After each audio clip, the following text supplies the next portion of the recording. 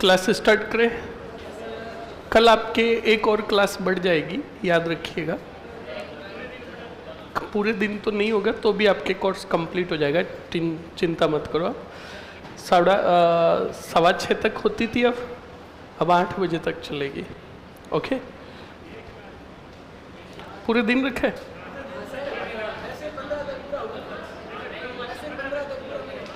पंद्रह तक तो पूरा नहीं होगा, पूरा चलेगा तो भी एक दिन ऊपर चला जाएगा, 16 तक।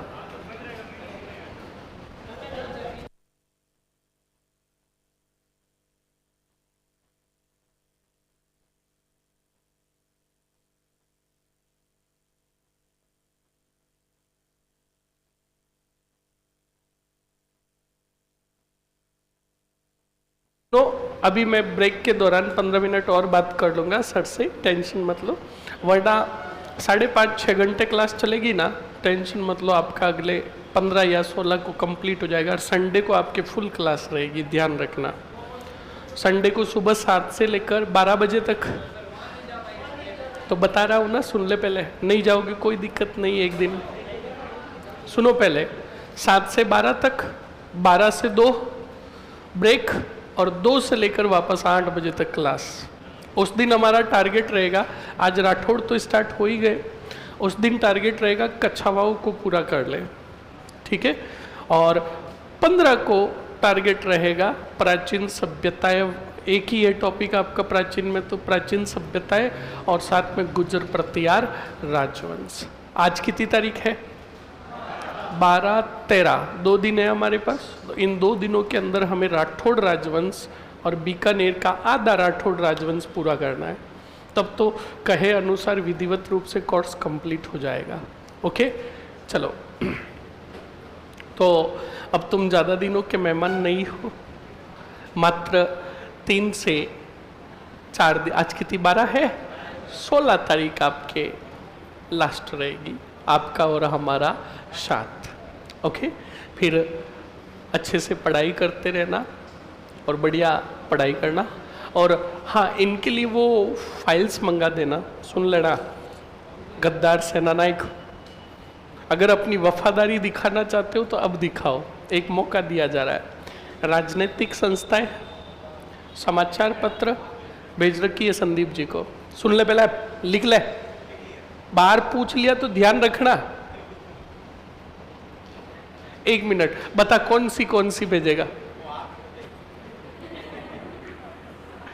चलो,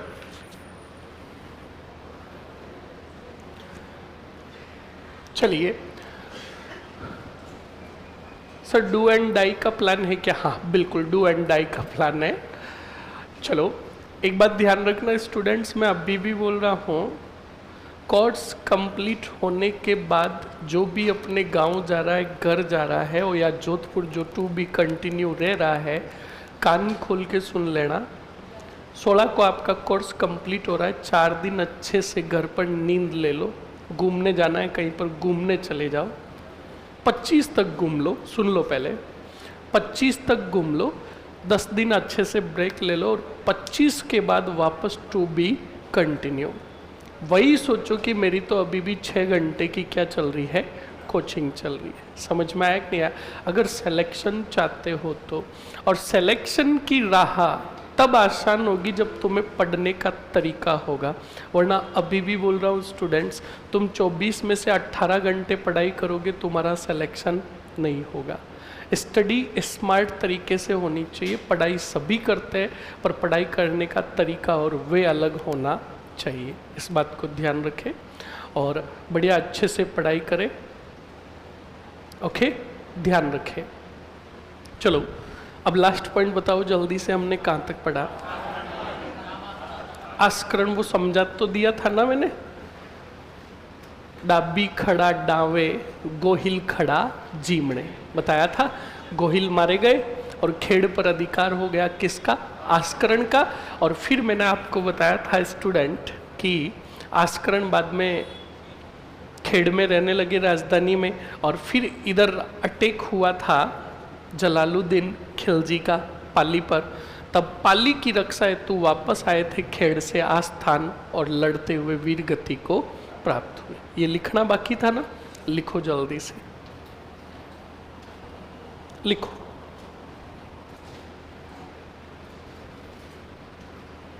लिखो आस्करण आस्थान का पहला ही पॉइंट लिखो, इन्होंने कान्हा मेर को पराजित कर, हाँ जी मेरा ही है, मेरा ही है, बिल्कुल मेरा ही है। ओके,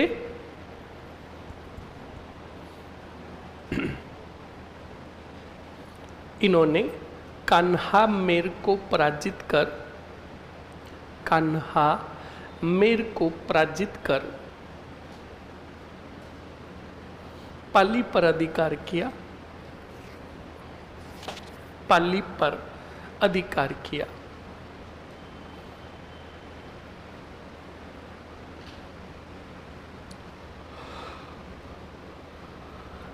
लिख लिया। नेक्स्ट पॉइंट में लिखो, आस्थान ने, आस्थान ने डाबियों की सहायता से, डाबियों, डाबियों की सहायता से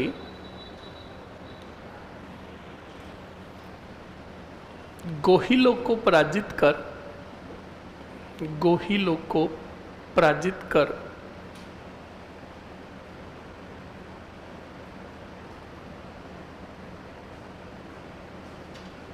डाबियों की सहायता से गोहिलों को पराजित कर, पराजित कर खेड़ पर अधिकार किया, खेड़ पर अधिकार किया, खेड़ पर अधिकार किया तथा राठौड़ वंश की राजधानी बनाई, राठौड़ वंश की राजधानी बनाई।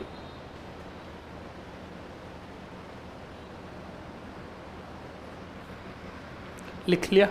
नेक्स्ट हेडिंग डालो स्टूडेंट, राव दूहड़, राव दूहड़, राव दूहड़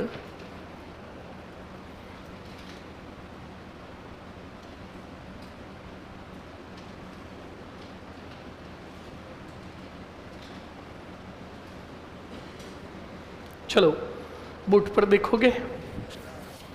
दूहड़ के बारे में पहले सुन लो, दूहड़ का इतना बड़ा कोई पॉइंट ही नहीं है, एक ही पॉइंट है स्टूडेंट। राव दूहड़ जो थे ये जब राजा बने तब अपने शासनकाल के दौरान एक बार ये दक्षिण अभियान पर गए, भारत के दक्षिण अभियान पर, और भारत के दक्षिण अभियानों से वापस लौट रहे थे तब कर्नाटक से, कौन से तट से, चक्रेश्वरी माता की मूर्ति लेकर आए। कौन सी माता की?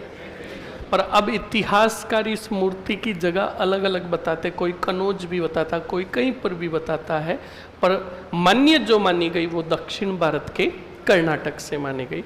तो दक्षिण भारत के कर्नाटक राज्य से एक चक्रेश्वरी माता की मूर्ति लेकर आए, कौन? राव दूहड़, और इस मूर्ति की स्थापना एक जगह पर करवा दी। अब कहा जाता है कि जो मूर्ति लेकर आए थे राव दूहड़, उस मूर्ति ने दूहड़ को सपने में एक नागिन के रूप में दर्शन दिए थे और बात बताई थी, कुछ बात कही थी। तो बाद में इसी राव दूहड़ ने इस मूर्ति की जब स्थापना करवाई तो नाम परिवर्तित करके नाम रखा नागणेची माता। कौन सी माता? बोलो। जो राठौड़ वंश की कुल देवी। और इसी नागणेची माता के नामकरण पर ही आसपास के क्षेत्र में जो गांव बसा उसका नाम भी रखा गया नागाणा। कौन सा? बोलो। नागाणा गांव। तो नागाणा गांव बाड़मेर में नागणेची माता का मंदिर किसने बनवाया? राव दूहड़ ने। ये राव दूहड़ कौन थे, कोई बताएगा? इन राव दूहड़ के रिलेशन में कौन थे? और कोई बताएगा आप में से? राव दूहड़ के रिलेशन में एक हाथ खड़ा है, और कोई?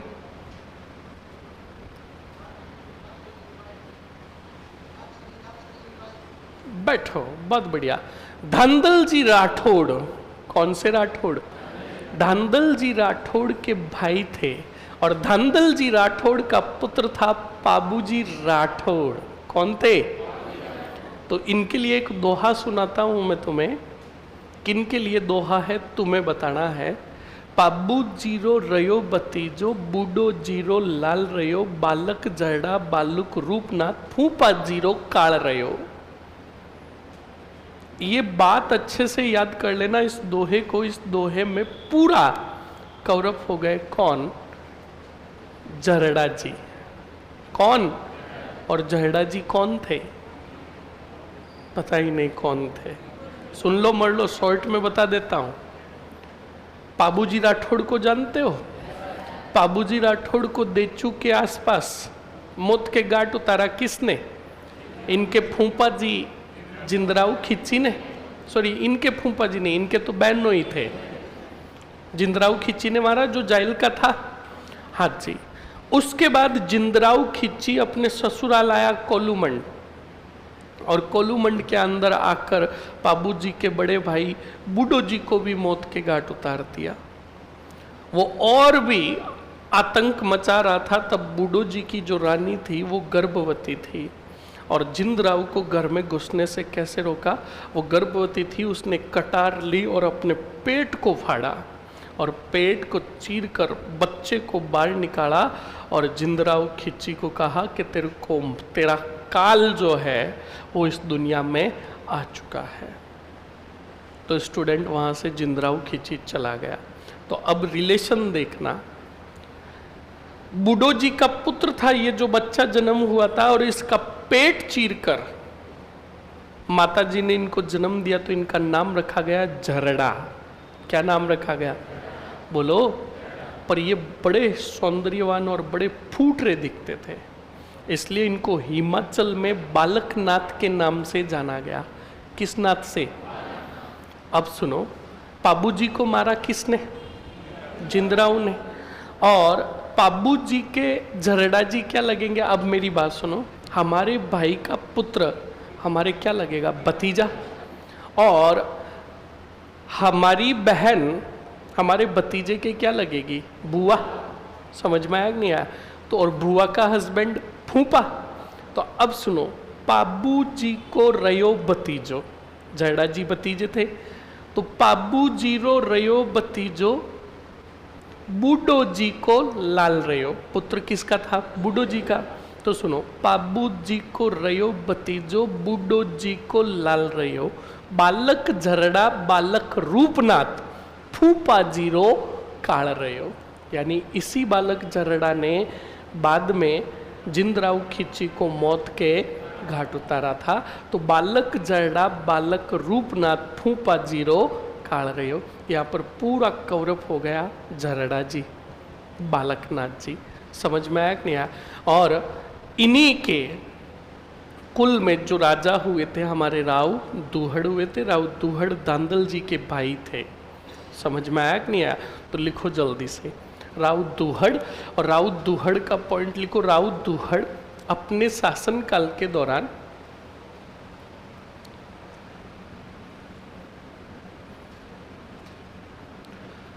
राव दुहड़ अपने शासनकाल के दौरान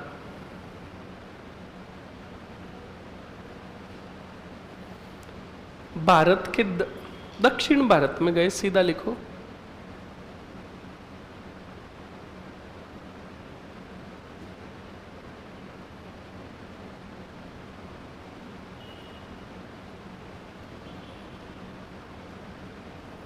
कहाँ गए?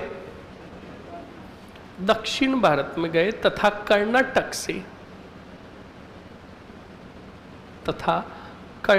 से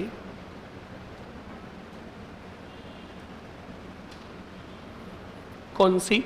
चक्रेश्वरी माता की मूर्ति लेकर आए।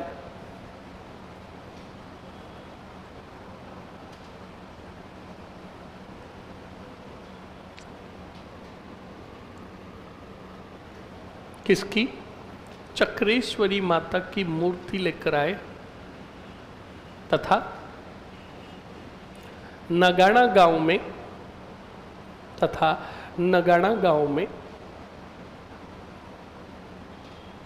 इस मूर्ति की स्थापना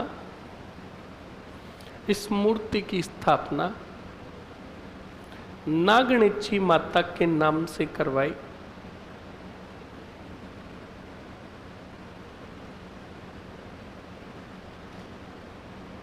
नागणेची माता के नाम से करवाई।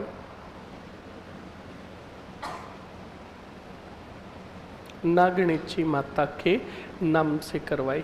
लिख लिया? अरे लिख लिया ना? ओके, ये हो गए कौन आपके? लिखो, नागणेची माता बराबर करके लिख दो राठौड़ वंश की कुल देवी। राठौड़ वंश की कुल देवी।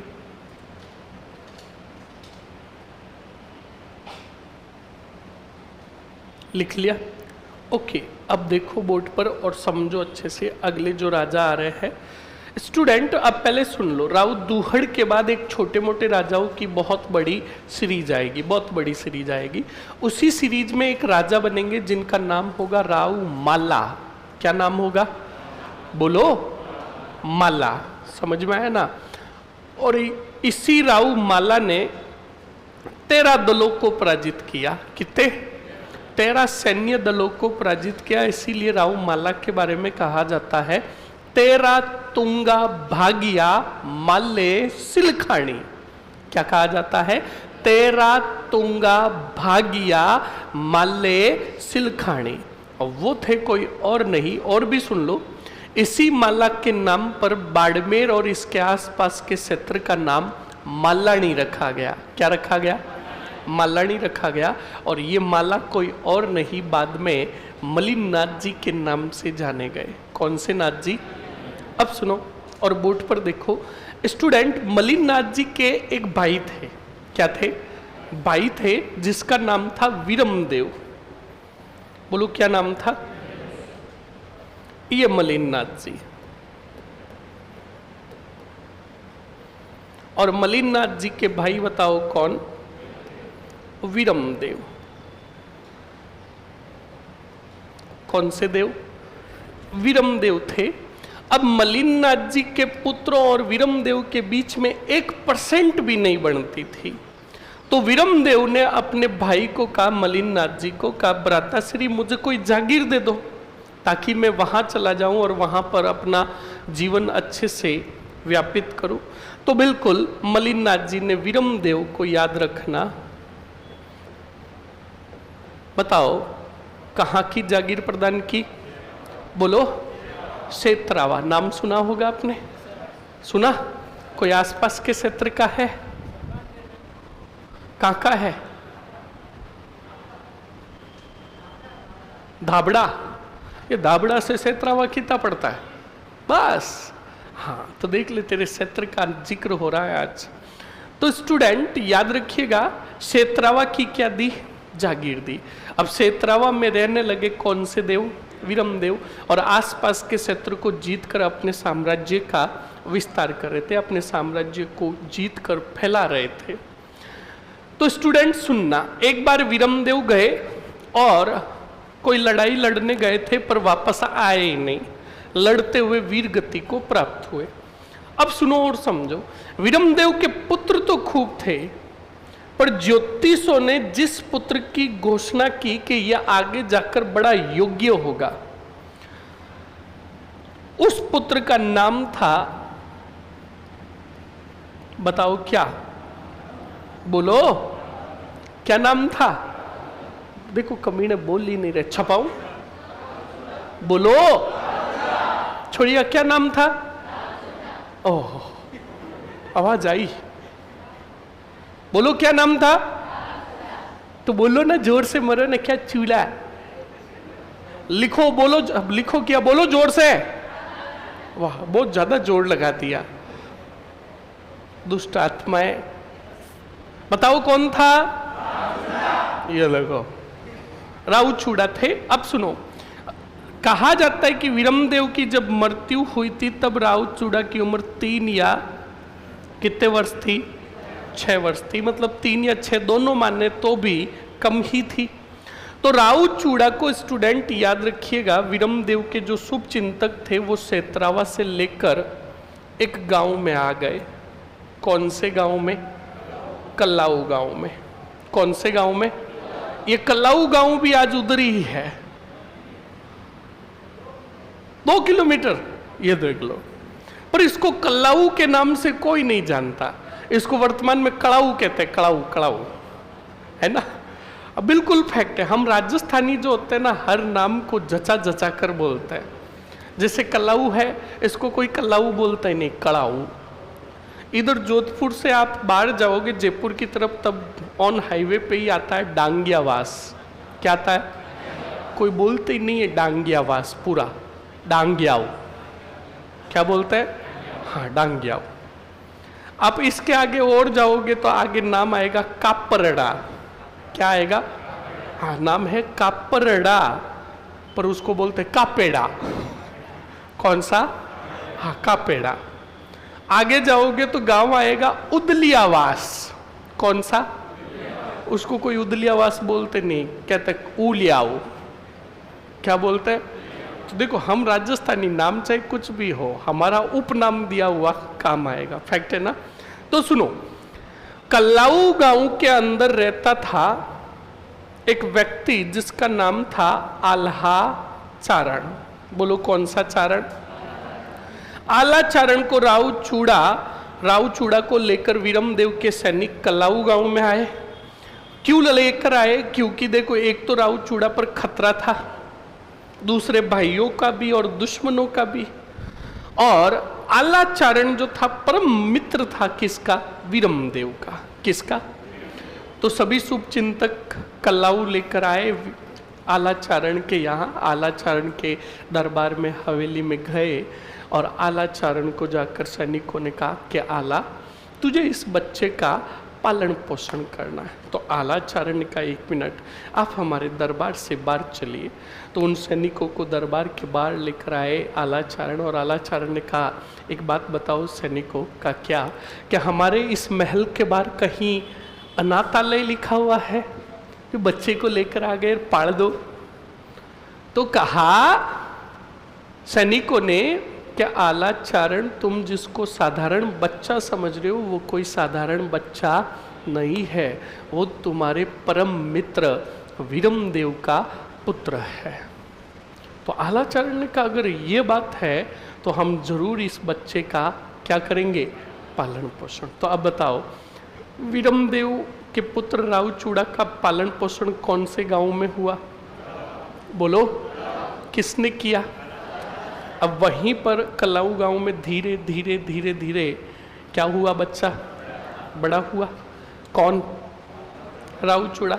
बड़े हुए तो इन्होंने अपनी, अब क्षत्रिय थे, इनका लाइफ का रूल्स एक ही था, कानून न कायदा, ठोके जिसका फायदा। जब बड़े हो गए स्टूडेंट तो आलाचारण जी के घर पर खुशखबरियां आने लगी। क्या आने लगी? खुशखबरियां। हमारे राजस्थानी भाषा में बोले तो ओड़बे। क्या आने लगे? ओड़बा। ओड़बा मतलब समझते हो ना? हाँ, नयन जैसे थे, ठोकर आ जाते थे किसी को, और फिर घर पे खुशखबरियां आती कि भाई थाकाड़ो छोरो माँ के छोरा का कर्म खोल दिया। और कर्म कैसे खोलते थे आपको भी पता है, बोगना फोड़ देते। तो सुनो और समझो। तो स्टूडेंट बड़े परेशान हो गए। कौन? आलाचारण। किसकी बदमाशियों से? राव चूड़ा। तो आलाचारण यहाँ तक दाब चुके थे। किससे? राव चूड़ा से। आलाचारण ने कहा कि ये चूड़ा बदमाशियां करके आता है, समझौता मुझे करना पड़ता है, और समझौते में बहुत कुछ देना होता है। मेरे पास मात्र 25-50 का प्लॉट बचा है, और अगर ये चूड़ा मेरे पास रहा तो ये भी चला जाएगा। तो क्या करूं तो क्या करूं? तो इन्होंने सोचा कि राव चूड़ा के बड़े पापा है। कौन? बड़े पापा है कौन से? नाथ जी।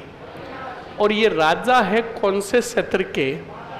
तो एक काम करता हूं, चूड़ा को छोड़ दूं किसके पास? इनके बड़े पिताजी के पास। तो बताओ, आलाचारण चूड़ा को लेकर किसके पास आया? मलिनाथ जी के पास आया। और आलाचारण ने कहा मलिनाथ जी को, कहा अपने भतीजे का पालन पोषण करो और अपने पास रखो। तो मलिनाथ जी ने कहा, किसका भतीजा? कहा आपके भाई वीरमदेव का पुत्र है। और मैंने पालन पोषण कर लिया है, अब मैं चाहता हूं कि आपके पास रहे। तो मलिनाथ जी ने कहा, आला तुझे बच्चे पालने नहीं आते, मैं अपने भतीजे का पालन पोषण करूंगा। मन ही मन में आला ने कहा, थोड़े दिनों बाद तुम्हें भी पता चल जाएगा, पालो बच्चे पालो। तो बताओ, आला को दे दिया किसको? मलिनाथ जी को। और आला वापस आ गया अपने कौन से गांव? कलाऊ गांव। अब सुनो, मलिनाथ जी मालानी क्षेत्र के राजा थे। राजा थे, पॉकेट मनी देते थे। किसको? राउत चूड़ा को। कौन सी मनी? तो अब तक तो राउत चूड़ा का रूल्स एक ही था, कानून न कायदा ठोके जिसका फायदा। अब एक और रूल्स बन गया। किसका? अरे बोलो। हाँ, दूसरा रूल्स ये बना, पार्टी करनी है पार्टी करेंगे, किसी के भी पप्पा से नहीं डरेंगे। क्योंकि क्या मिलते थे? पैसे। अब स्टूडेंट पैसे मिलते, राव चूड़ा पार्टी साइटी करते, और पार्टी साइटी करने के बाद कोई बात नहीं, ठीक रहे, ऐसे ही फूटते पार्टी के बाद। तो बिल्कुल स्टूडेंट, अब आपको पता है पार्टी करने बाद तो लड़ाइयाँ तो होती ही होती है। राव चूड़ा और दे धमाधम वहां पर ठोकते। खुशखबरियां आने लगी किसके घर? मलिनाथ जी के घर। तो मलिनाथ जी ने पॉकेट मनी बंद कर दी। पर बॉलीवुड का एक और गाना है, मुझे तो तेरी लत लग गई, है ना? है ना कि मुझे तो तेरी लत लग गई। याद रखना, लत शब्द आ रहा है, लत। कोई भी चीज की अगर लत लग जाए ना तो जिंदगी बर्बाद है। सिर्फ और लत अच्छे कामों में लगती नहीं, पढ़ाई की आज तक किसी को लत लगी ना, क्योंकि ये हमारी खुद की सेहत के लिए। ये देखो कमीनों को, शर्म करो मरो। बेटे कह रहे कि पढ़ाई सेहत के लिए, अरे लाभदायक है, पर उसकी लत आज तक नहीं लगी है? आंखा खराब हो गए तो क्यों बैठो उठे? अब हर तो आंखा ही खराब हो गए। अब आगे समझ लीजिए। आवाज नहीं।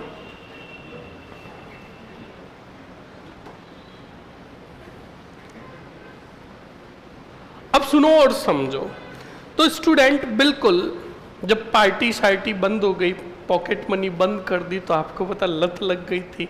और एक बात सुनो, मैंने आपको पहले भी कहा कि स्टूडेंट्स, भगवान ने आपको एक दिव्य शक्ति दी है। क्या दी है? एक दिव्य शक्ति दी, बिल्कुल, कि 1000 का बेच हो चाहे 500 का बेच हो, आप अपनी दिव्य शक्ति घुमाकर उन 500 में से अपने लक्षणों का बंदा संभाल लोगे। जैसे हमारे लक्षण होंगे ना, वैसे ही बंदे के साथ आप होगे। बिल्कुल फैक्ट है। तो आपके पास जो बैठा है ना, टेंशन मतलब, वो आपके लक्षणों का बैठा है। हाँ बिल्कुल, नयन और नयन के पास बैठा हुआ, दोनों देखकर हंस रहे कि यार बात तो सही है। बिल्कुल फैक्ट है स्टूडेंट। अब जैसे 500-1000 में से किसी को चाय पीने का शौक है, तो वो 1000 की भीड़ में बढ़िया आलमदार को ढूंढ लेगा कि यार कौन है जो मेरा साथ दे सकता है। कोई सिगरेट पीने वाला, वो सिगरेट वाले को ढूंढ लेगा। कोई कुरकुरे खाने वाला है तो कुरकुरे वाले को, कोई चिप्स खाने वाला है तो चिप्स को, और कोई दूसरे लक्षणों का है तो वो दूसरे लक्षणों का भी 500 बच्चों में से अपने लक्षणों का ढूंढ लेगा। बिल्कुल देखो स्टूडेंट, बिल्कुल फैक्ट है। आपकी संगत, आपके मित्र आपके व्यवहार के अनुसार होंगे। आपने अगर सपने अच्छे देखे तो आपका अच्छे लोगों के साथ अटैचमेंट होगा। स्पष्ट कह रहा हूँ स्टूडेंट, स्पष्ट कह रहा हूँ। हाँ हला बेटा बाहर से कह रहा खाना खाओ के गया। मैंने कहा राजस्थानी कभी भी खाने में शर्म नहीं करता, और जो शर्म करता वो रात को भूखा सोता है, और भूखे आदमी को कभी भी नींद आती नहीं है। तो सुनो स्टूडेंट, अभी भी कह रहा हूं, बिल्कुल फैक्ट है। आपका अटैचमेंट जैसे लोगों के साथ होगा, आपकी संगत 100% वैसे ही होगी। अगर आपके सपने बड़े हैं तो आप अच्छे लोगों के साथ कनेक्टिविटी रखोगे, और उन अच्छे लोगों की कनेक्टिविटी से क्या फायदा मिलेगा अभी बता रहा हूं कि आपको हमेशा आगे बढ़ने की प्रेरणा मिलेगी। कान खोल के सुन लेना। कभी ऐसा लगेगा कि हाँ मैं अपने कर्तव्य के पथ से भटक रहा हूं, तो अच्छे लोग तुम्हें सही राह दिखाकर वापस रास्ता दिखाएंगे। कान खोल के सुन लेना। और अगर आपकी संगत अच्छी नहीं है, मतलब आपकी फ्रेंड्स भी अच्छे नहीं है, आप लक्ष्य की तरफ बढ़ रहे हो, तुम्हें भटका देंगे। तभी तो मैंने बोला कि पछतावा कब होता है, जब रिजल्ट आता है और हमें ये पता चलता है कि मैं 1 नंबर से या 2 नंबर से पीछे रह गया, और उस टाइम हमें पूरा याद आ जाता है कि मेरा सिलेक्शन किस वजह से नहीं हुआ। ये भी कान खोल के सुन लेना। तो स्टूडेंट बिल्कुल इधर चूड़ा जी में ही भी ऐसा ही हुआ। जब पॉकेट मनी बंद कर दी तो पार्टी शार्टी होती नहीं थी, और लत लगने के बाद तो पार्टी होना बहुत जरूरी है। अब इनके मित्र भी कैसे होंगे, चूड़ा जी जैसे ही, धुआंधार और खतर। जब काफी दिनों तक पार्टी नहीं हुई तो उनके मित्रों ने चूड़ा जी को कहा कि नहीं पार्टी तो चाहिए। तो चूड़ा जी इनका चिंता मत करो, आज शाम को 101% क्या होगी, पार्टी होगी। तो स्टूडेंट राव चूड़ा और उनके साथ जितने कितने भी सैनिक थे, क्या थे, मतलब उनके सैनिक, उनके मित्र जो थे, वो सभी पार्टी करने के लिए इधर उधर घूमने लगे कि पार्टी का इंतजाम करे कैसे। तभी को उन्होंने देखा तो मालानी क्षेत्र से, कौन से क्षेत्र से, मालानी क्षेत्र से दिल्ली की तरफ, किधर, दिल्ली की तरफ कौन जा रहे थे, जल्दी से बताओ, अरे बोलो मरो, कौन जा रहे थे, व्यापारी। और ये व्यापारी किसके थे बताओ जल्दी से, घोड़ों के। ये व्यापारी घोड़े लेकर दिल्ली की तरफ घोड़े बेचने के लिए जा रहे थे, और इधर फिर रहे थे, जल्दी से बताओ कौन, राव चूड़ा। तो राव चूड़ा ने देखा कि व्यापारी हमारे क्षेत्र से गुजर रहे हैं, तो रोका किसको बताओ, व्यापारियों को। किसने रोका, तो राव चूड़ा ने अपने मित्रों को कहा पार्टी का इंतजाम हो गया। व्यापारियों को कहा स्टॉप, कौन हो, कहाँ से आए हो और किधर गुजर रहे हो, और हमारे क्षेत्र से जानना है तो तुम्हें कर देना होगा। बोलो समझ में आया कि नहीं। तो व्यापारियों ने कहा बिल्कुल कर देंगे। तो बिल्कुल कर दिया स्टूडेंट, किसको, राव चूड़ा। राव चूड़ा ने कहा जाओ।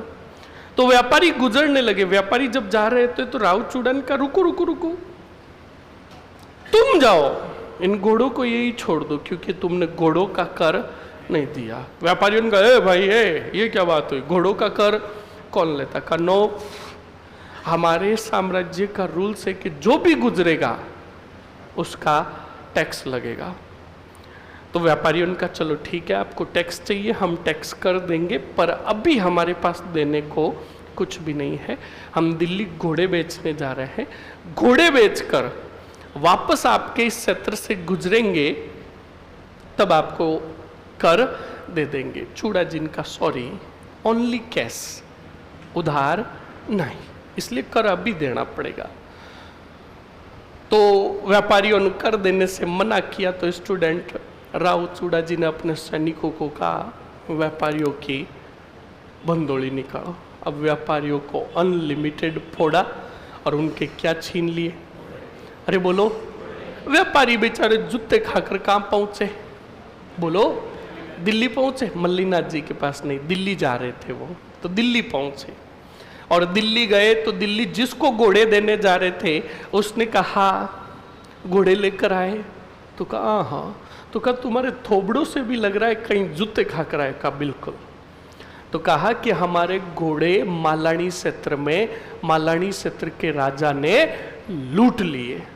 जब ये बात कही तो दिल्ली के आसपास कोई शासक था, नाम नहीं मिलता है उसका, दिल्ली के शासक ने अपना एक संदेशवाहक और एक व्यापारी भेजा, किसके दरबार में, मलिनाथ जी के दरबार में। कहा जाओ और मालानी क्षेत्र के राजा को कहो कि हमारे घोड़े लौटा दे या फिर युद्ध के लिए तैयार हो जाए। अब बताओ स्टूडेंट, एक संदेशवाहक और एक व्यापारी किसके दरबार में आए, मलिनाथ जी के दरबार में। और मलिनाथ जी को आकर कहा हमारे घोड़े दो। तो मलिनाथ जी ने कहा किसके घोड़े, कैसे घोड़े और किसको दिए? सही बात है, मलिनाथ जी को तो इस बात का कोई अतार कोई पता। तो मलिनाथ जी ने बिल्कुल मना किया। तो उस जो साथ में संदेशवाहक आया, उस संदेशवाहक ने कहा कि मालानी क्षेत्र में ही हमारे घोड़े लूटे गए हैं और दिल्ली के शासक ने संदेश भेजा कि घोड़े दे दो वरना युद्ध के लिए तैयार हो जाओ। साथ में व्यापारी भी आया था। व्यापारी ने कहा बिल्कुल हमारे घोड़े इसी क्षेत्र में लूटे गए। तो मलिनाथ जी ने कहा मैंने लूटे? तो व्यापारी ने गौर करके देखा तो कहा नहीं नहीं, आपने तो नहीं लूटे। तो मलिनाथ जी ने उस संदेशवाहक को कहा सुन लिया व्यापारी के बोल, हमने घोड़े नहीं लूटे। पर संदेशवाहक मास्टर माइंड था। संदेशवाहक ने कहा राउत तुमने बात अच्छे से नहीं सुनी, लूटे आपने नहीं है पर लूटे हुए आपके ही क्षेत्र में गए हैं। यह आपने नहीं सुना, आपने नहीं तो आपके किसी योद्धा ने लूटे होंगे। मलिनाथ जी ने कहा, उस व्यापारी को पूछा कि लूटने वाले के बारे में कुछ जानते हो? तो कहा क्या जानते हो? कि वो दो ही बातें कह रहा था, दो ही बातें, एक कानून न कायदा ठोके जिसका, और एक पार्टी करनी है पार्टी करेंगे। मलिनाथ जी ने कहा बस रुक जाओ, हमें पता चल गया। तो बिल्कुल मलिनाथ जी ने आदेश दिया दरबार में चूड़ा को बुलाओ। किसको? अब चूड़ा आया, चूड़ा कर खड़ा हो गया। अब वो संदेशवाहक और व्यापारी थोड़े आगे खड़े थे, चूड़ा पीछे खड़े थे। अब मलिनाथ जी का दिमाग खराब हो रखा। मलिनाथ जी ने सीधा चूड़ा को कहा कि बताओ चूड़ा, सच बताओगे आपने चोरी की? तो चूड़ा ने कहा कौन सी चोरी की बात कर रहे हो, हम हमेशा करते हैं। ये बात किसने कही? चूड़ा ने कहा हम हमेशा चोरी करते हैं, आप कौन से चोरी की बात कर रहे हो? जब चूड़ा बोले तो उस व्यापारी को आवाज थोड़ी जानी पहचानी लगी। तो उस व्यापारी ने धीरे से पीछे देखा तो कौन था? चूड़ा। व्यापारी ने उनको देखते ही, चूड़ा को देखते ही मलिनाथ जी को कहा ओइज ओइज हो जो माका खाई चुराया घोड़ा। तब मलिनाथ जी ने कहा आप रुक जाओ रुक जाओ। तो बिल्कुल फिर मलिनाथ जी ने चूड़ा को पूछा कि आपने 6-7 महीने पहले यहाँ से व्यापारी जा रहे थे अरबी नस्ल के घोड़े लेकर, वो घोड़े आपने चुराए? तो चूड़न को वो 6-7 महीने पहले की चोरी कि हाँ वही वही। कहा बिल्कुल चुराए। तो कहा कोई बात नहीं, चुराए चुराए। वो दिल्ली के लिए, शासक के लिए घोड़े बेचने जा रहे थे। अब घोड़े उन्हें लौटाने हैं, समझौता करना। आपने जो घोड़े चुराए वो वापस लेकर आ जाओ, इन्हें लौटा देता है। चूड़ा जी ने कहा क्या बेच करो भूंगड़े? अरे खा लिए क्या? 1000 घोड़ों के भूंगड़े खा लिए? अरे भूंगड़े कर दिए, खा लिए नहीं। 1000 घोड़ों के भूंगड़े कर दिए। मतलब हमारे राजस्थानी भाषा में कहता है ना, मतलब पूरे घोड़े बेच दिए। किसने? चूड़ा जी ने। चूड़ा जी इनका एक घोड़ा है, दे दो इनको, और फिर नहीं माने तो आप हमें कहो, हम मना देंगे। तो स्टूडेंट मलिनाथ जी ने पहले तो चूड़ा को कहा आप दरबार में जाओ, महल में जाओ, हम आपसे बाद में मिलेंगे। अब स्टूडेंट मलिनाथ जी ने उस व्यापारी और संदेशवाहक और दिल्ली के शासक के साथ कैसे समझौता किया सुनना। आधा बाड़मेर गिरवी रखा। किसके पास? दिल्ली के शासक के पास। अब बताओ आधा बाड़मेर गया तो किसकी वजह से गया? बोलो। अब तुम्हें क्या लगता है चूड़ा वहां रुकेगा? चूड़ा ने कहा कुरिया नाट, क्योंकि आधी जमी बिकी है तो मेरी वजह से बड़ा पापा छोड़ने वाले हैं। तो बताओ भागकर चूड़ा कहाँ आया पता है? कल्लाऊ गांव में। किसके पास? आलाचारण के पास। आलाचारण के पास जब आ रहा था राव चूड़ा, तो आलाचारण ने चूड़ा को आते हुए देखा तो सोच लिया कि आज मलिनाथ जी को ये पर्चा देकर आया है। ज्यों ही चूड़ा आया आलाचारण ने कहा कि वापस कैसे आया, अपने बड़े पापा से आया। तो चूड़ा जिनका बड़े पापा मेरे पीछे तलवार लेकर भाग रहे, कहा तूने जरूर कोई चमत्कार दिखाया होगा। तो कहा मैंने कोई चमत्कार नहीं दिखाया। तो ये तो था बॉलीवुड मूवी का फर्स्ट पार्ट। कौन सा पार्ट? अब सुनो सेकंड पार्ट। स्टूडेंट, मंडोर पर अधिकार था इंदा साका के गुर्जर प्रतिहारों का। किनका? इंदा साका के गुर्जर प्रतिहारों का अधिकार था। ये इंदा साका के गुर्जर प्रतिहार कमजोर हो गए। क्या हो गए? यानी इतनी ताकत और सेना नहीं थी। ये कौन सा डोर है बोलो? और मंडोर में शासन कर रहे, बताओ कौन? इंदा प्रतिहार। कौन शासन कर रहे हैं? ये बात पता चल गई गुजरात और मालवा की कौन सी सेना को? मुस्लिम सेना सूबेदारों को। तो उन्होंने अटैक किया कौन से डोर पर? हारे कौन जल्दी से?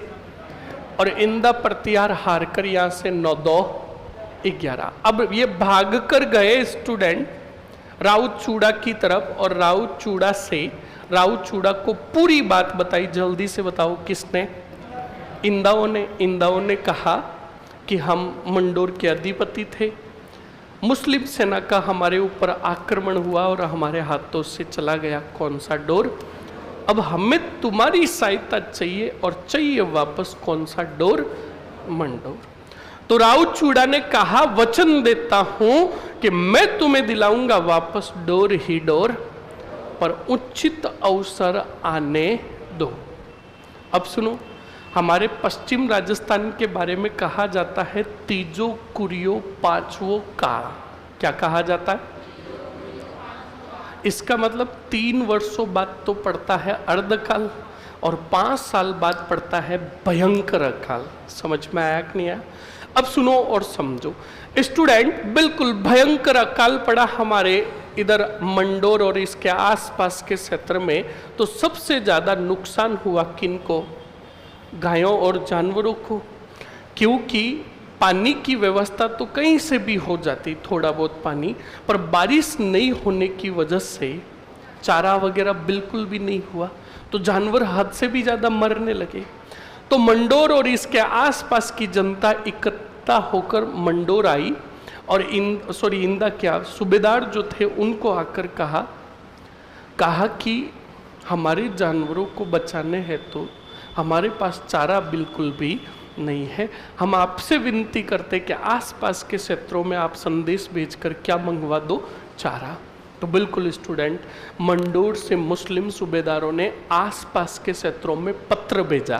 क्या भेजा? यानी संदेश भेजा, और कहा जिसके क्षेत्र में जितना चारा है वो चारा लेकर पहुंचे डोर ही डोर। अरे बोलो मंडोर। तो सुनो और समझो, अब चारा मंडोर की तरफ ले जाने के लिए एक पत्र पहुंचा इंदाओं के पास भी। किनके पास? इंदाओं के पास पहुंचा। तो इंदाओं ने कहा हम मंडोर के अधिपति, और हमें कहा जा रहा कि चारा लेकर मंडोर आओ। हमारे आत्म स्वाभिमान पर क्या उठी है उंगली? चूड़ा के पास जाएंगे, हाथों हाथ क्या करेंगे? अटे। इंदा आए चूड़ा के पास, और चूड़ा को आकर कहा कि हमारे आत्म स्वाभिमान पर उंगली उठी है चूड़ा, अब आक्रमण होगा। तो चूड़ा ने कहा बात क्या हुई बताओ तो सही। कहा वो मुस्लिम सूबेदार पत्र भेजकर हमें बोल रहे हैं कि चारा लेकर आओ, मंडोर में अकाल पड़ा हुआ, जानवर मारे जा रहे, हम जाएंगे चारा लेकर। तो बिल्कुल चूड़ा ने कहा बिल्कुल जाओगे। तो इंदा उनका ए भाई ए, तो कहा जिस मौके का इंतजार था वो मौका आ गया। तो कहा कैसा मौका? कहा इसी चारे की सहायता से हम जीतेंगे कौन से डोर को।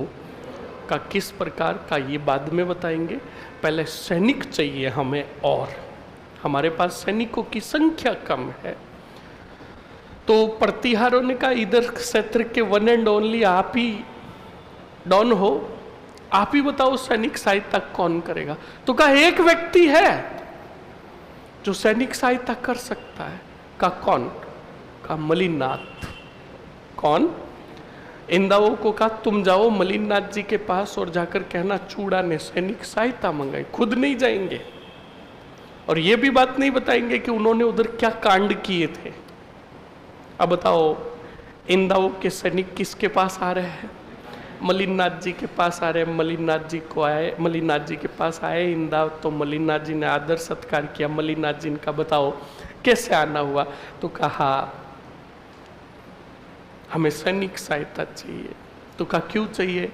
तो कहा आपके भतीजे राउत चूड़ा ने हमें भेजा है। राउत चूड़ा का नाम लेते ही तो मलिनाथ जी को भयंकर क्या आया, क्योंकि उन्हीं की वजह से तो आधा बाड़मेर बिक गया। तो मलिनाथ जी ने पूछा पहले इंदा सैनिकों को कि बताओ सैनिक सहायता क्यों चाहिए? तो इंदाओं ने कहा कि हम मंडोर के अधिपति, हमें मंडोर वापस चाहिए और हम मंडोर पर आक्रमण करने जा रहे हैं, इसलिए सेना चाहिए। तो कहा बिल्कुल सेना दूंगा और 100% चूड़ा पर भरोसा है, वो तुम्हें क्या दिला देगा? मंडोर पर। तुम मुझे वचन दो कि जब तुम्हें मंडोर मिल जाए तो चूड़ा को जागीर के रूप में अच्छा खासा क्षेत्र दे देना, वरना ये मेरा आधा बाड़मेर भी नहीं छोड़ेगा। तो इस प्रकार सैनिक सहायता दी। बताओ किसने? मलिनाथ जी ने। किसको? चूड़ा को। और उसके बाद राउत चूड़ा ने सभी सैनिकों से खूब सारा चारा इकट्ठा करवाया। क्या इकट्ठा करवाया? और बैलगाड़ियों में भरा। और हर बैलगाड़ी में चारा डालने से पहले हर बैलगाड़ी में कितने कितने सैनिक डाले? 3-3। और ऊपर उनके क्या डाला? चारा। तो बताओ टोटल सैनिक कितने हुए? 1000 बैलगाड़ियाँ, हर एक बैलगाड़ी में कितने सैनिक? 3000। तो सैनिक कितने हुए टोटल? अरे बोलो बोलो, जूते पड़ेंगे। 5000। कितने हुए? एक ड्राइवर और एक कंडक्टर, दुष्टी कहीं के। मतलब तुम गाड़ी में बैठ गए, मैं कह रहा हूं 1000 कारें और 1000 कारों में 3 सवारी। बताओ गाड़ी में टोटल कितने सदस्य हुए? अरे मूर्खों, क्या गाड़ी में बैठ गए तो गाड़ी क्या ऑटोमेटिकली चलेगी? हाँ, 4 नहीं, एक कंडक्टर भी था। तो टोटल कितने हुए? यानी सुनो समझो, यही तो बात है। रीजनिंग किसे कहते हैं? कार पर बैठ गए का हाल ऐसे ही चलेगी क्या? एक क्या चाहिए होगा? हाँ, 3 तो अंदर छुपे ही छुपे थे। एक ड्राइवर और एक कंडक्टर, लगभग 5 से 6000 सैनिकों का काफिला रवाना हुआ। ड्राइवर जो था सबसे आगे, जो गाड़ी चला रहा था, वो बेटा हैवी ड्राइवर था। कौन सा? उसने अपनी फॉर्च्यूनर का टॉप लगाया और बैलगाड़ी को उभी काकड़ दौड़ाया। पीछे बेचारे सैनिक कूद रहे हैं। तभी के एक सैनिक ने घास में से मुंह निकालकर खींच के रैपट मारी। किसके? हैवी ड्राइवर के। कहा गाड़ी रोक। तो हैवी ड्राइवर ने कहा क्या हुआ? तो कहा क्या क्या हुआ? पीछे हमारे अस्थि पंजर बिगड़ गए सब। तो कहा हुआ क्या? तो कहा गाड़ी धीरे चला, धीरे। तो कहा क्यों? चल रही है गाड़ी तो कहा एक बात बता, मंडोर कितने टाइम में पहुंचा देगा? तो उसने कहा 3 बजे, 3:30। वो भी काकड़ एक खींच के और मारी। कहा कि गाड़ी पहुंचनी चाहिए रात को कितने बजे? 12 नहीं, 12:30 बजे। कितने बजे? हाँ, 12:30 बजे। तो उस हैवी ड्राइवर ने कहा बात कुछ समझ में नहीं आ रही है। तो कहा क्यों? तो कहा दिन में जाओ चाहे रात को जाओ, लड़ना तो हमें ही है। उसने और खींच के थप्पड़ मारी ड्राइवर के। तो कहा सुन, दिन में जाकर मंडोर पर आक्रमण किया और योजना सफल नहीं हुई, तो दिन होगा तो सभी पकड़े जाएंगे। अगर बाय द वे रात को योजना असफल रही तो चारों तरफ अंधेरा रहेगा, मुंह जिधर करेगा भाग जाएंगे, बचने में आसानी रहेगी। हैवी ड्राइवर का बात तो सही है, 1 बजे पहुंचाऊंगा। उसने गाड़ी सिर्फ न्यूट्रल में चलाई, मतलब समझो, मतलब धीरे धीरे काफिला आगे बढ़ा। अब सुनो, ज्यों ही मंडोर के पास पहुंचे, सभी सैनिकों को सावधान कर दिया गया कि अब कोई भी बोलेगा होलेगा नहीं। और पीछे चूड़ा बाद में वो भी सैन्य दल लेकर आएंगे जब ये अंदर प्रवेश कर जाएंगे। तो स्टूडेंट पहले दरवाजे कैसे खुलाए गए सुनो और समझो। मंडोर के बाहर पहरेदार खड़े थे, पहरेदारों ने गाड़ियां रुकवाई और कहा कौन हो, कहां से आए हो और इनमें बैलगाड़ियों में क्या है। तो बिल्कुल ड्राइवर हैवी था कि नहीं था। उस हैवी ड्राइवर ने कहा साहब आपका पत्र मिला तो हम आपके लिए चारा लेकर आए हैं। तो पहरेदारों ने कहा हमारे लिए चारा? कह रहे नहीं नहीं हुजूर आपके डांडों के लिए चारा लेकर आए हैं। तो कहा अच्छा तो सुनो, हमारे राजस्थानी बड़े गजब के होते कि नहीं है? होते हैं ना। राजस्थानी कभी भी कहीं पर चुप नहीं बैठ सकता, कहीं पर भी। और राजस्थानियों के साथ तो घटना कहीं पर भी घटित हो जाती है। और हम राजस्थानियों को तो सारा बस में भी प्यार हो जाता है। किसमें? हाँ, बस का सीन देख लो। हम बस में बैठकर गांव जाते हैं तो पहली बात तो गांव की बसें जो होती बड़ी लग्जरी बसें होती है। हाँ, पहले भी मैंने तुम्हें बता दिया, गांवों में जो बसें जाती है 5 स्टार लग्जरी बसें जाती है। उसमें जब बस चलती है ना तो बस में बैठा बैठा यात्री बस के साथ साथ चलता है। बस चलती है तो वो मूवमेंट होता है तो साथ में वो भी चलते बेचारे। और वहां बस में देखो हर तरीके की चर्चा चलती है। पढ़े लिखे बैठेंगे तो नौकरियों की बात करेंगे, बूढ़े बूढ़े बैठेंगे तो पंचायत की बात करेंगे, और कुछ और बैठेंगे तो कुछ और ही बात करेंगे। कटे जाओ, सही है कि नहीं है? तो ऐसे ही जो ड्राइवर था, हैवी ड्राइवर था, हैवी ड्राइवर ने पहरेदार को लपेटना शुरू किया। कहा हुजूर हम कड़ाऊ गांव की तरफ से आए हैं, आप कभी उधर आए हो हमारे क्षेत्र में? तो पहरेदारों ने कहा हाँ 1-2 दफे कोई युद्ध अभियानों पे आए थे। क्या हाँ हम उसी के जस्ट पास के गांव के, आपके उधर कोई रिश्तेदारी है क्या? जैसे तैसे करके जान पहचान मतलब यूं नजदीक या बढ़ाई और पहरेदारों को अपनी बातों में उलझा कर गाड़ियों को मंडोर में प्रवेश मिल गया। अब ज्यों ही पहली गाड़ी अंदर घुसी तो अंदर सोए सैनिकों का शुरू करे तो पास वाले इनका पड़ा रहे। 999 गाड़ियां बाहर पार्किंग में अभी आई नहीं है, बाहर खड़ी है। अब स्टूडेंट 1000 बैलगाड़ियां अंदर आई। सैनिक तो पहले से थे ही थे। अब बताओ चारा उतारने के लिए जो मुस्लिम सैनिक आएंगे क्या चारा तलवारों से उतारेंगे? बोलो, चारा किस से उतारा जाता है? जई और चौकनी से, हमारे राजस्थानी भाषा में बोले तो वो सैनिक बेचारे जई और चौकनी लेकर आए, बैलगाड़ियों के पास आकर खड़े हुए तो उन्हीं बैलगाड़ियों में से तलवारें लेकर निकले कौन? और खूनी तांडव शुरू हुआ कौन से डोर में। जैसे तैसे करके जो वहां पर सैनिक थे उन सबको मार दिया और मंडोर के दरवाजे खोल दिए। बाहर सेना लेकर खड़े थे कौन? रावचूड़ा और इंदा शाखा के प्रतिहार। वो घुसे और मौत का तांडव शुरू हुआ कौन से डोर में। और यहाँ से जो मुस्लिम सैनिक साउचेत जो थे वो यहाँ से भाग गए। गोर ही गोर ना गोर। कौन से गोर? और रावचूड़ा ने मंडोर को जीत कर दे दिया किनको? इंदा शाखा के प्रतिहारों को। अब इंदा शाखा के प्रतिहारों को मंडोर तो मिल गया, पर इन इंदाओं को पता चला कि नागौर में जो सेना यहाँ से भागकर गई है वो वापस सेना संगठित होकर अटैक करने का प्रयास कर रही है कौन से डोर पर, और हम इतने ताकतवर नहीं कि हम उनका सामना करें। तो कहा क्या करें?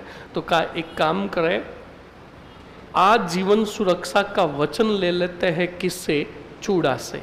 किससे? और चूड़ा को बना लेते हैं हमारा राजा और उसे कह देते हैं कि भाई हमारे क्षेत्र को तू कभी भी हमसे छीनेगा नहीं। तो बताओ बुलाया गया किसको? रावचूड़ा को। और रावचूड़ा से आज जीवन सुरक्षा का वचन लिया किसने? इंदा शाखा के प्रतिहारों ने। तो बिल्कुल इंदा शाखा का एक मंत्री था जिसका नाम था राय धवल। क्या नाम था? राय धवल ने अपनी पुत्री का विवाह बताओ किसके साथ किया? राहुचूड़ा के साथ और मंडोर को दे दिया इंदाओं ने दहेज में। किसको? राहुचूड़ा को। और राहुचूड़ा बन गए मंडोर के राजा।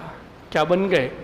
पर इनके दरबार में सैनिक सेनानायक जो बनकर उपस्थित होते थे वो कौन से जाति के थे? इंदा जाति, प्रतिहार जाति के थे।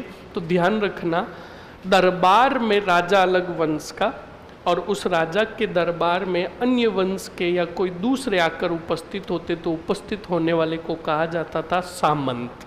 क्या कहा जाता था? तो तुम्हें सवाल पूछ ले कि मारवाड़ में सामंत प्रथा की शुरुआत किस राजा के समय हुई, तो आप कहोगे स्टूडेंट किसके समय हुई? राहुचूड़ा के समय। समझ में आया? अरे आया ना? लिख ले जल्दी से, हेडिंग डालो, राहुचूड़ा। राहुचूड़ा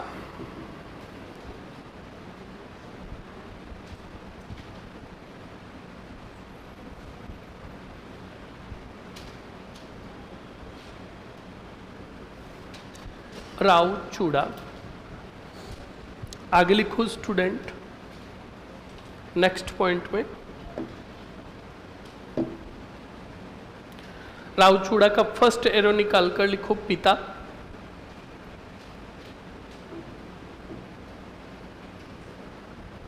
कौन थे? वीरमदेव।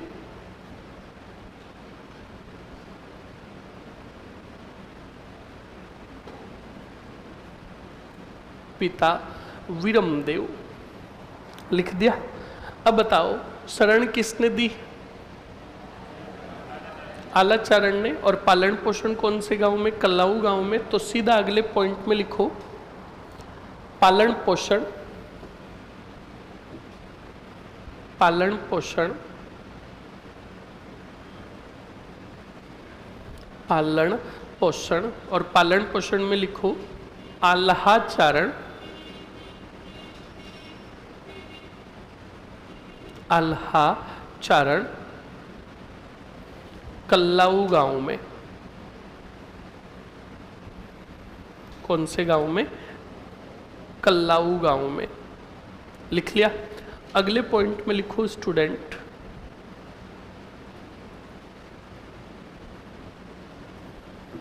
अगले पॉइंट में लिखो राहुचूड़ा का कुछ समय के लिए पालन पोषण। राहुचूड़ा का कुछ समय के लिए पालन पोषण बताओ किसने किया? मलिनाथ जी ने किया। मलिनाथ जी ने किया। बताओ कौन से गांव की जागीर प्रदान की? वो मैंने बोला था ना आपको, पॉकेट मनी। पॉकेट मनी नहीं, सेत्रावा तो वीरमदेव को दी थी। पॉकेट मनी का बोला ना, तो पॉकेट मनी का मतलब ये नहीं कि पैसे दिए। पॉकेट मनी का मतलब एक गांव की जागीर दी। उस गांव की जागीर से जो भी आमदनी होती थी वो किसकी होती थी? बोलो, ध्यान रखना। तो लिखो जल्दी से। मलिनाथ जी ने राहुचूड़ा को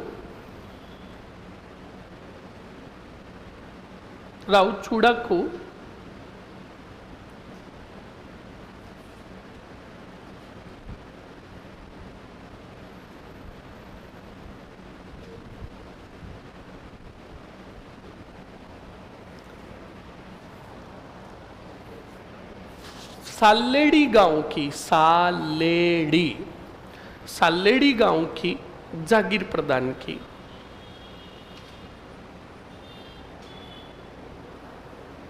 सालेड़ी गांव की जागीर प्रदान की। लिख लिया। अब बताओ इस समय मंडोर पर किन का अधिकार था? इंदा शाखा के गुर्जर प्रतिहारों का। तो लिखो इस समय मंडोर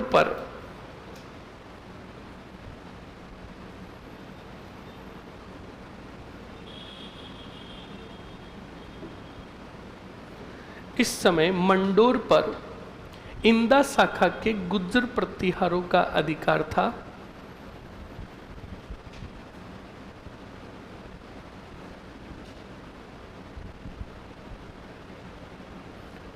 जब ये कमजोर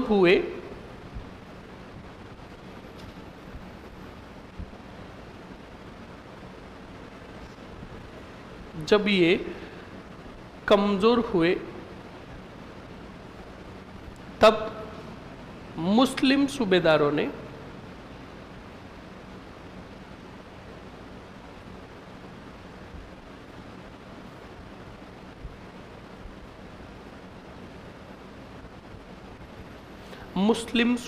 ने मंडोर पर आक्रमण कर अधिकार किया। मंडोर पर आक्रमण कर अधिकार किया।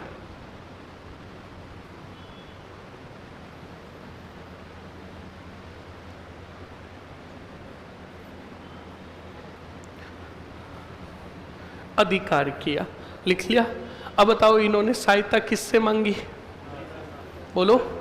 तो लिखो इंदा शाखा के प्रतिहारों ने, इंदा शाखा के प्रतिहारों ने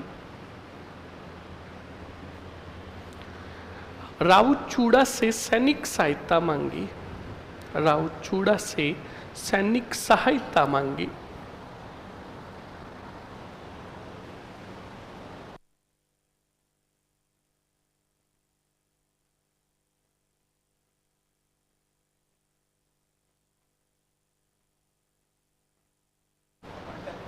आगे लिखो,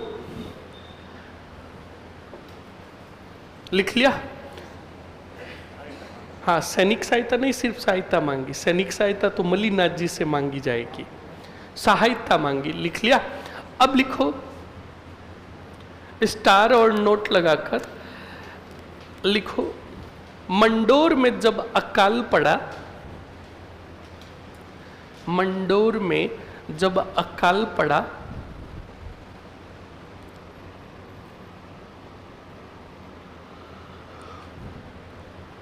तब राउचूड़ा ने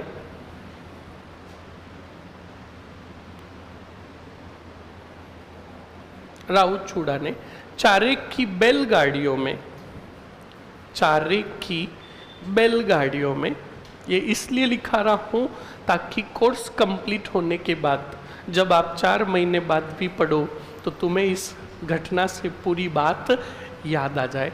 चारे की बैलगाड़ियों में सैनिक छुपाकर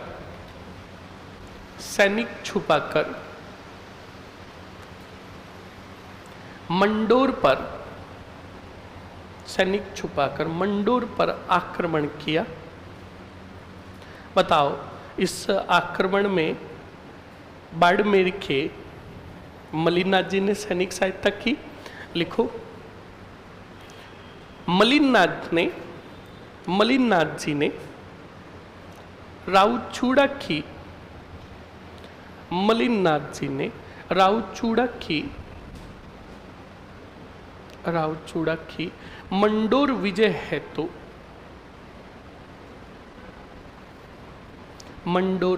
हेतु सैनिक सहायता की। अब बताओ इंदा शाखा के गुज्जर प्रतिहार पराजित होकर कहाँ गए, जल्दी से बताओ। सॉरी, मुस्लिम सूबेदार पराजित होकर कहाँ गए, तो लिखो मुस्लिम सेना पराजित होकर, मुस्लिम सेना ने पराजित होकर मंडोर में शरण ली। अरे यार, नागौर में शरण ली। कौन से घोर में, नागौर में शरण ली, लिख लिया।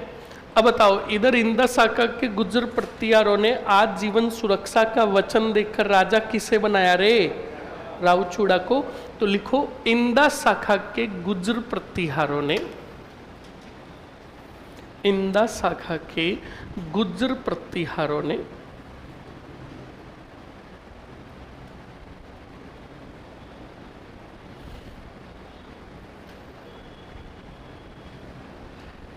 इंदा शाखा के गुज्जर प्रतिहारों ने आजीवन सुरक्षा का वचन लेकर,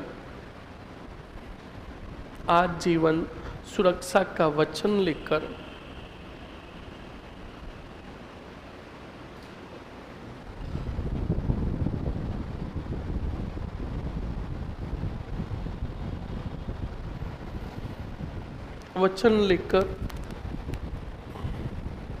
अपनी पुत्री, वचन लेकर, 1 मिनट रुको, वचन लेकर मंत्री, पहले लिखो मंत्री, राई धवल ने, राई धवल, मंत्री राई धवल ने अपनी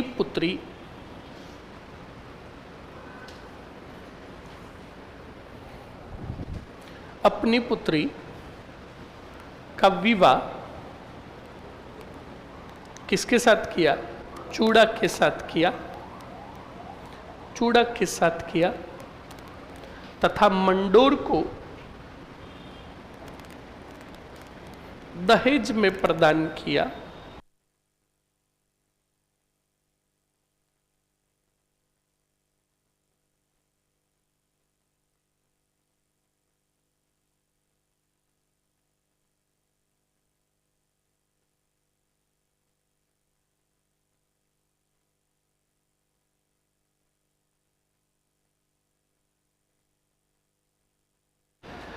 लिख लिया स्टूडेंट?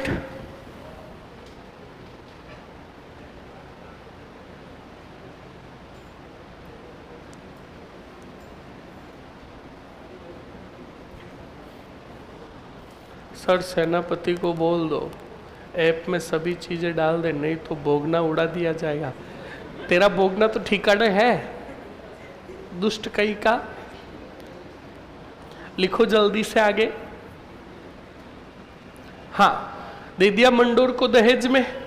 अब राजा बन गए मंडोर के कौन? राउत चूड़ा। अब लिखो स्टूडेंट, राउत चूड़ा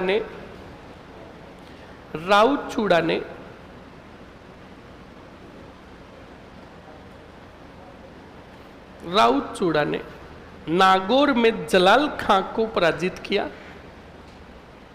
नागौर में जलाल खां को पराजित किया।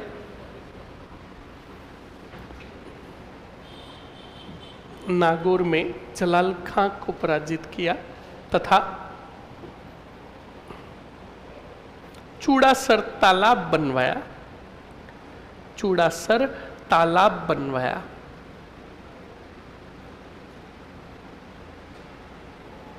लिख लिया? लिखो अगले पॉइंट में डबल स्टार और नोट लगाकर लिखिएगा, बड़ा महत्वपूर्ण पॉइंट है। लिखो राउत चूड़ा के समय मारवाड़ में, राउत चूड़ा के समय मारवाड़ में,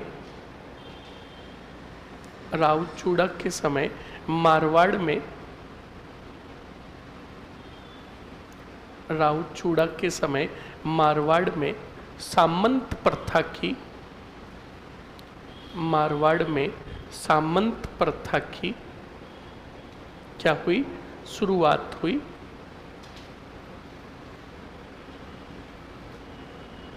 सामंत प्रथा की शुरुआत हुई। लिख लिया? किंतु वास्तविक शुरुआत, किंतु वास्तविक शुरुआत ऑब्लिक करके संस्थापक, वास्तविक संस्थापक, ध्यान रखना, वास्तविक शुरुआत ऑब्लिक करके वास्तविक संस्थापक राव जोधा को कहा गया। राव जोधा को कहा गया।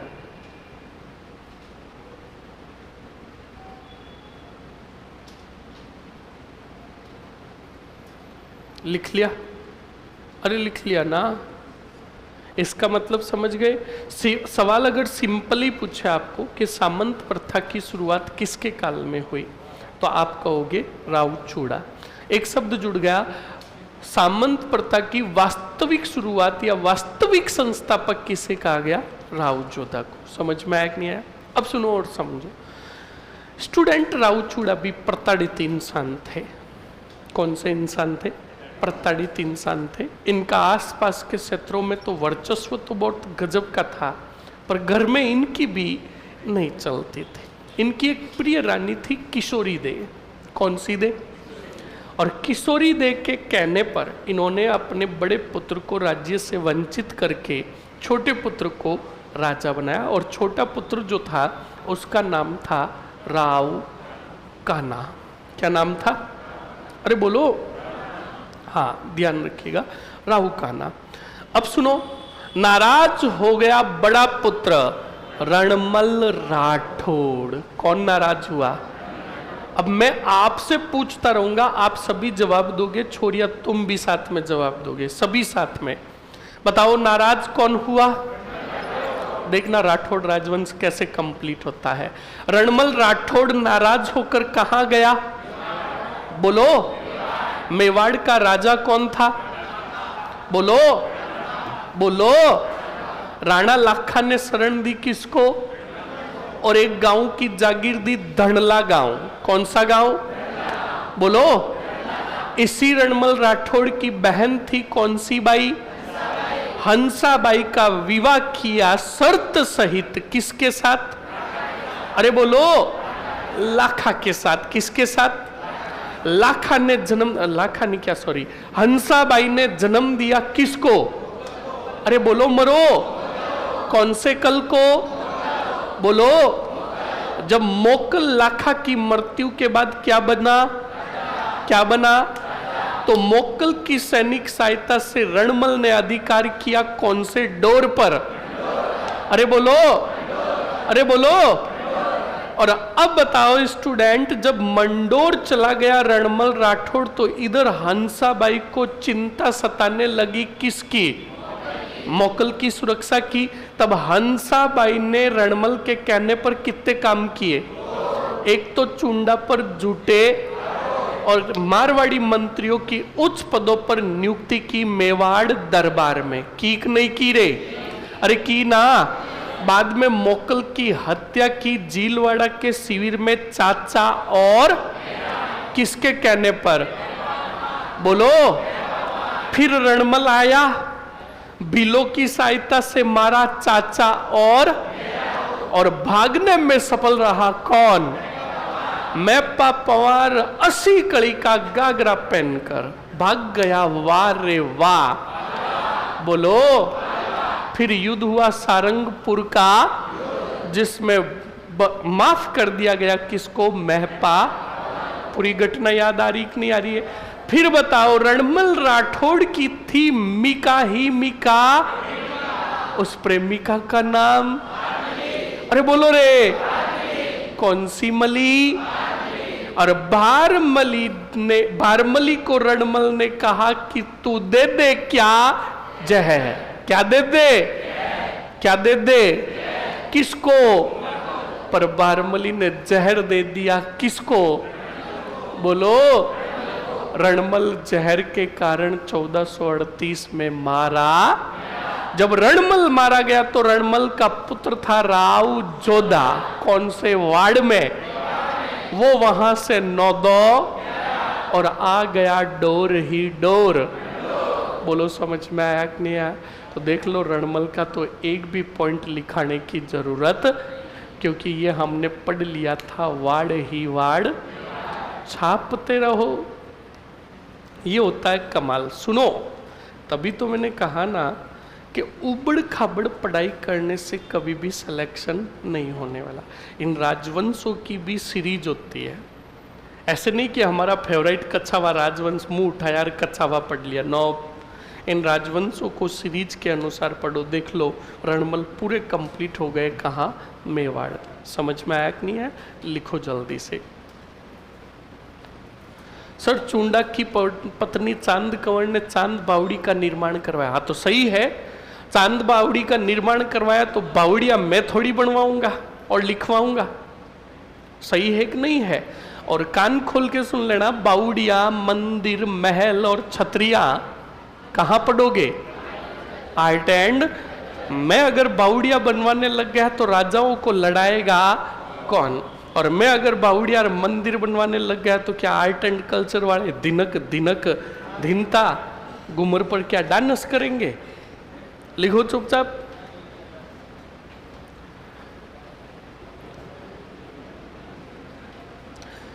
आवाज नहीं रे, हेडिंग डालो। पहले क्या लिखा हुआ है पहले ये बताओ। राव चूड़ा, प्रिय रानी लिख दिया तो बनाओ प्रिय रानी जल्दी से चूड़ा की। लिखो, राउत चूड़ा ने अपनी प्रिय रानी,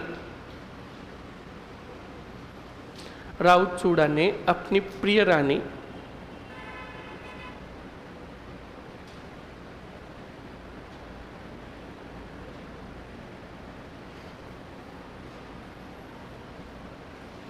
राव चूड़ा ने अपनी प्रिय रानी किशोरी दे के कहने पर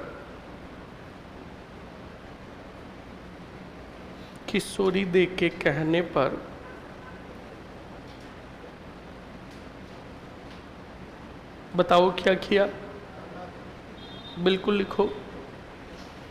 किशोरी दे के कहने पर छोटे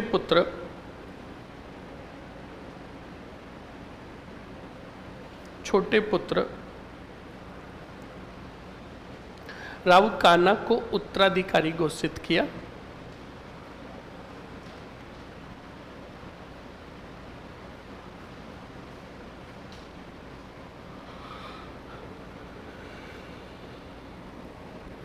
क्या लिखा? कर दिया। राव कान्हा को उत्तराधिकारी घोषित किया। कोष्टक में लिख लो रणमल राठौड़ को, या फिर यहीं पर लिख दो बड़ा पुत्र रणमल राठौड़ नाराज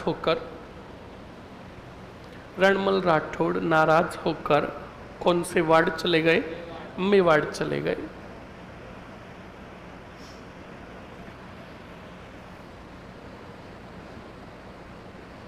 हेडिंग डालो राव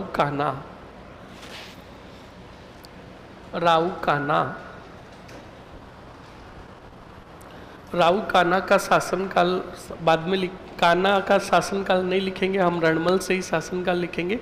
अब कान्हा के 2 पॉइंट सुन लो बस, याद रखिएगा स्टूडेंट। राव कान्हा इतिहास के अनुसार तो कहा जाता है कि ये जैसलमेर के भाटियों से युद्ध लड़ने गया। कौन से भाटियों से? क्योंकि चूड़ा को मारा गया था युद्ध के दौरान, तो उसमें जैसलमेर के भाटी भी थे। कौन थे? क्योंकि राव चूड़ा बड़ा ताकतवर योद्धा था। राव चूड़ा ने आसपास के पूरे क्षेत्र को जीत लिया था। राव चूड़ा ने फड़ौदी जीत लिया, उधर जैसलमेर के भाटियों का क्षेत्र जीत लिया, इधर जांगल प्रदेश का काफी क्षेत्र जीत लिया, नागौर को जीत लिया। तो हारे जो थे वो सभी इकट्ठे हो गए और कहा कि चूड़ा वो योद्धा है जिसको रण क्षेत्र में सीधा नहीं मारा जा सकता। षड्यंत्र रचो। क्या रचो? षड्यंत्र रचो। तो कहा कैसा षड्यंत्र? तो जांगल प्रदेश के साखलाओं को कहा गया कि तुम रिश्ता भेजो।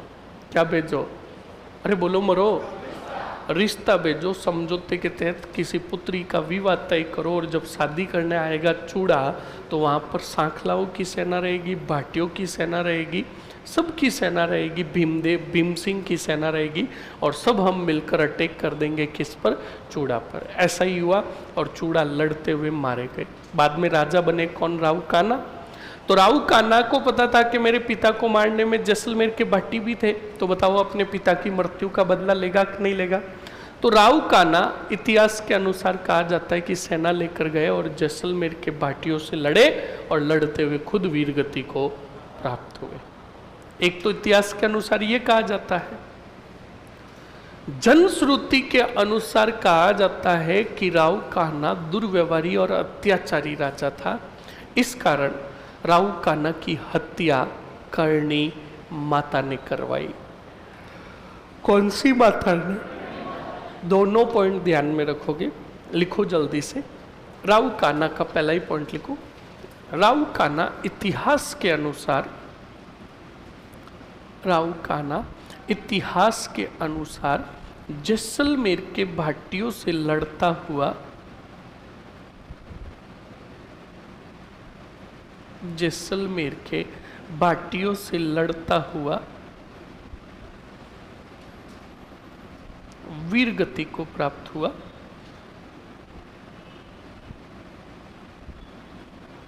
जैसलमेर के भाटियों से लड़ता हुआ वीरगति को प्राप्त हुआ। जनश्रुति के अनुसार, जनश्रुति के अनुसार राव कान्हा दुर्व्यवहारी और अत्याचारी राजा था।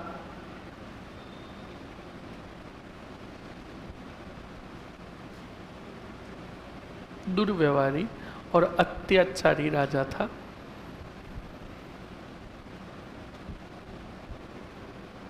इस कारण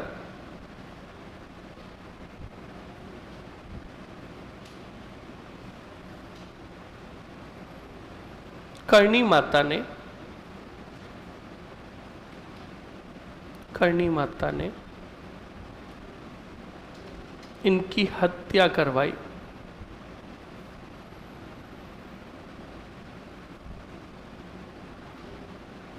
कर्णी माता ने इनकी क्या करवाई? हत्या करवाई। ध्यान रखिएगा स्टूडेंट। नेक्स्ट लिखो, हेडिंग डाल दो आगे, रणमल राठौड़। अब रणमल राठौड़ का शासनकाल लिखो।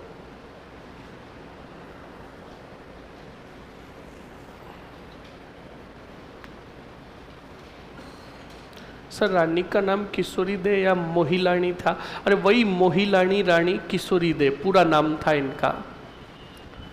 क्या लिखा आपने? रणमल राठौड़ का शासनकाल लिखो 1428 से 1428 से 38। लिख लिया? पहला ही पॉइंट लिखो, रावचूड़ा के पुत्र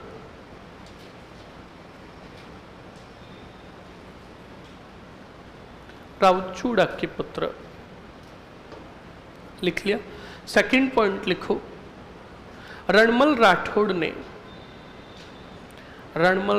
ने मेवाड़ में शरण ली। मेवाड़ में शरण ली। कौन से वाड़ में? मेवाड़ में शरण ली। लिख लिया? लिखो, मेवाड़ के राणा लाखा ने रणमल राठौड़ को धनला गांव की जागीर दी। फास्टली लिखते रहो, ये पढ़ा हुआ रिपीट हो रहा है वापस।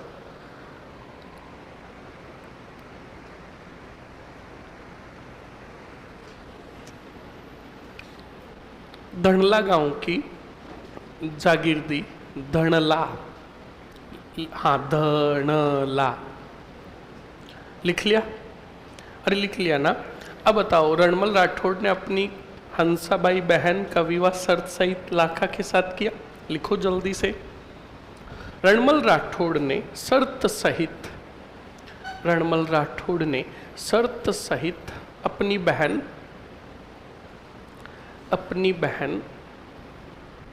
हंसाबाई का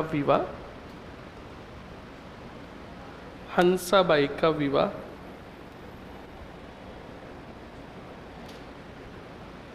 किसके साथ किया? बिल्कुल लिख लो, हंसाबाई का विवाह राणा लाखा के साथ किया।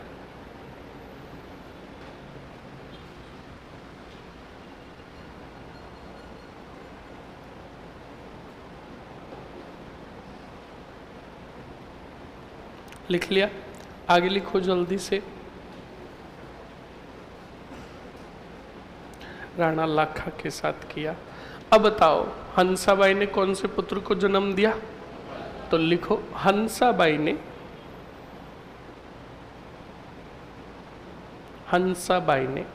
मोक्कल को जन्म दिया।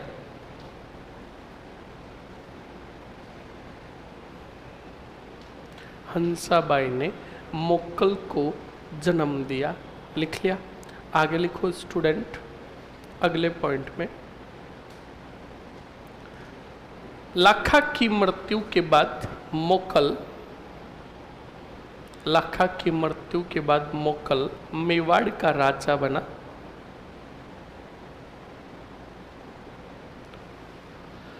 मेवाड़ का राजा बना। लिख लिया? लिखो, मोक्कल की सैनिक सहायता से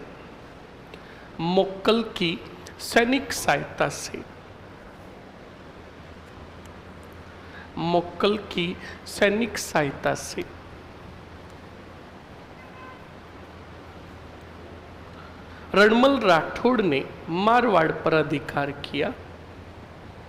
मारवाड़ पर अधिकार किया।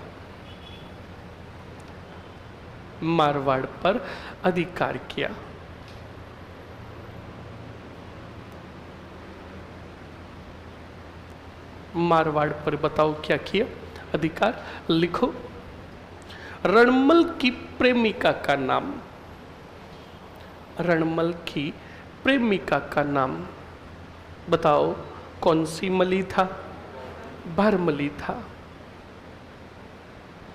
रणमल की प्रेमिका का नाम भारमली था। भारमली ने कुंभा के कहने पर, भारमली ने कुंभा के कहने पर, किसके कहने पर? कुंभा के कहने पर रणमल को जहर दिया, रणमल को जहर दिया। इस कारण रणमल राठौड़ की 1438 ईस्वी में, इस कारण रणमल राठौड़ की 1438 ईस्वी में बताओ क्या हुई? मृत्यु हुई। अब बताओ स्टूडेंट, रणमल की मृत्यु के समय इसका पुत्र जोधा कहाँ था? अरे बोलो, लिखो जल्दी से, लिखो। रणमल राठौड़ की मृत्यु के समय, रणमल राठौड़ की मृत्यु के समय पुत्र राव जोधा, पुत्र राव जोधा मेवाड़ में ही स्थित था।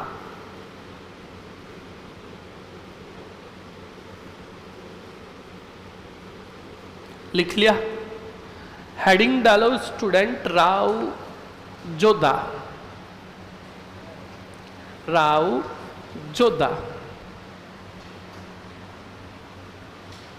राव जोधा। और राव जोधा का शासनकाल लिखो जल्दी से। 1438 से 1438 से 89, कितने साल शासन किया रे? 51 वर्षों का शासनकाल रहा। किसका? राव जोधा का। कहानी सुनोगे? अरे बोलो, या फिर सीधा छाप ले? कहानी सुननी है? दुष्टी कहीं के। सुनोगे कहानी? चलो अभी सुनाता है तुम्हें कहानी। हाँ, यहाँ पे बैठ के सुनाता है अच्छे से। चलो। ओए,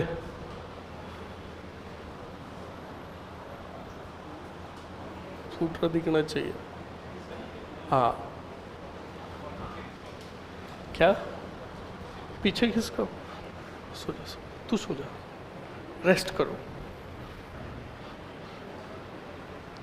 ओके।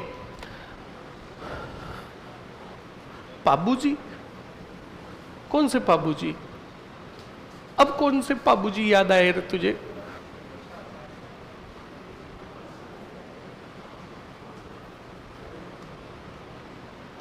सर जी, कोरस पूरा होने के बाद टेस्ट लिया करोगे क्या? हाँ, तो सुनो और समझो अब आगे क्या होगा और क्या नहीं होगा। कहानी सुनोगे तो पहले सुनो और समझो। पहले बताओ, जोधा पुत्र था रणमल राठौड़ का, और रणमल राठौड़ को मेवाड़ में ही तो जहर दिया था किसने? भारमली ने। और जब भारमली ने जहर दिया तो मारे गए रणमल राठौड़, पर वहां से भागकर मारवाड़ आने में सफल हो गए। बोलो कौन? बोलो, राव जोधा। अब बताओ, चुंडा पीछे पीछे सेना लेकर आए कि नहीं आए? और अधिकार कर लिया डोर ही डोर। बोलो, अरे बोलो। हाँ, थोड़ा देखते रहो बोर्ड पर। यह है कौन सा डोर? हाँ, मंडोर। तो पहले देखो, राव जोधा मेवाड़ से मंडोर आया और फिर मंडोर से भागकर उसने शरण ली। बताओ कौन से गांव में? काहुनी गांव में। कौन से गांव में? और ये काहुनी गांव कौन से नेर में है? हाँ, बीकानेर में शरण ली। और ये मंडोर जो था, मंडोर पर अधिकार हो गया किसका? चुंडा का। और चुंडा ने मंडोर के चारों तरफ सैनिक चौकियां स्थापित करी और मंडोर का कार्यभार सौंपा 2 जनों को। एक सौंपा अक्का सिसोदिया को, बताओ किसको? और एक सौंपा धुआंधार और खतरनाक आहड़ा हिंगोला को। हाँ, नाम बड़ा गजब का है, आहड़ा। हाँ, ये आहड़ा हिंगोला बड़ा खतरनाक था, जैसे बाहुबली में कालकेय आता है। कौन आता है? बाहुबली मूवी देखी? उस बाहुबली मूवी में कालकेय आता है, बड़ा गजब की सेना लेकर, और आकर भाषा भी बड़ी गजब की बोलता है। निम्ड मोइनी सुकू कालकुए हस्तभूषा। तो बेटे वो काले काले तंदूरे छूट कर जाते हैं और कटप्पा की सेना पर अटैक करते हैं। बड़ी गजब की सेना होती। तो ऐसे ही था आहड़ा हिंगोला। कौन था? अब सुनो, मंडोर के चारों तरफ सैनिक चौकियां बिठाई किसने? चुंडा ने। और चुंडा ने कहा कि मैं भी देखूं राउत जोधा कैसे मंडोर को जीतता है। अब सुनो और समझो, चुंडा आ गए मेवाड़। राउत जोधा ने कई बार अपनी सेना संगठित की और अटैक किया किस पर? मंडोर पर हर बार हार होती किसकी? राउत जोधा की। क्यों? क्योंकि राउत जोधा सेना लेकर सीधा किस पर अटैक करता?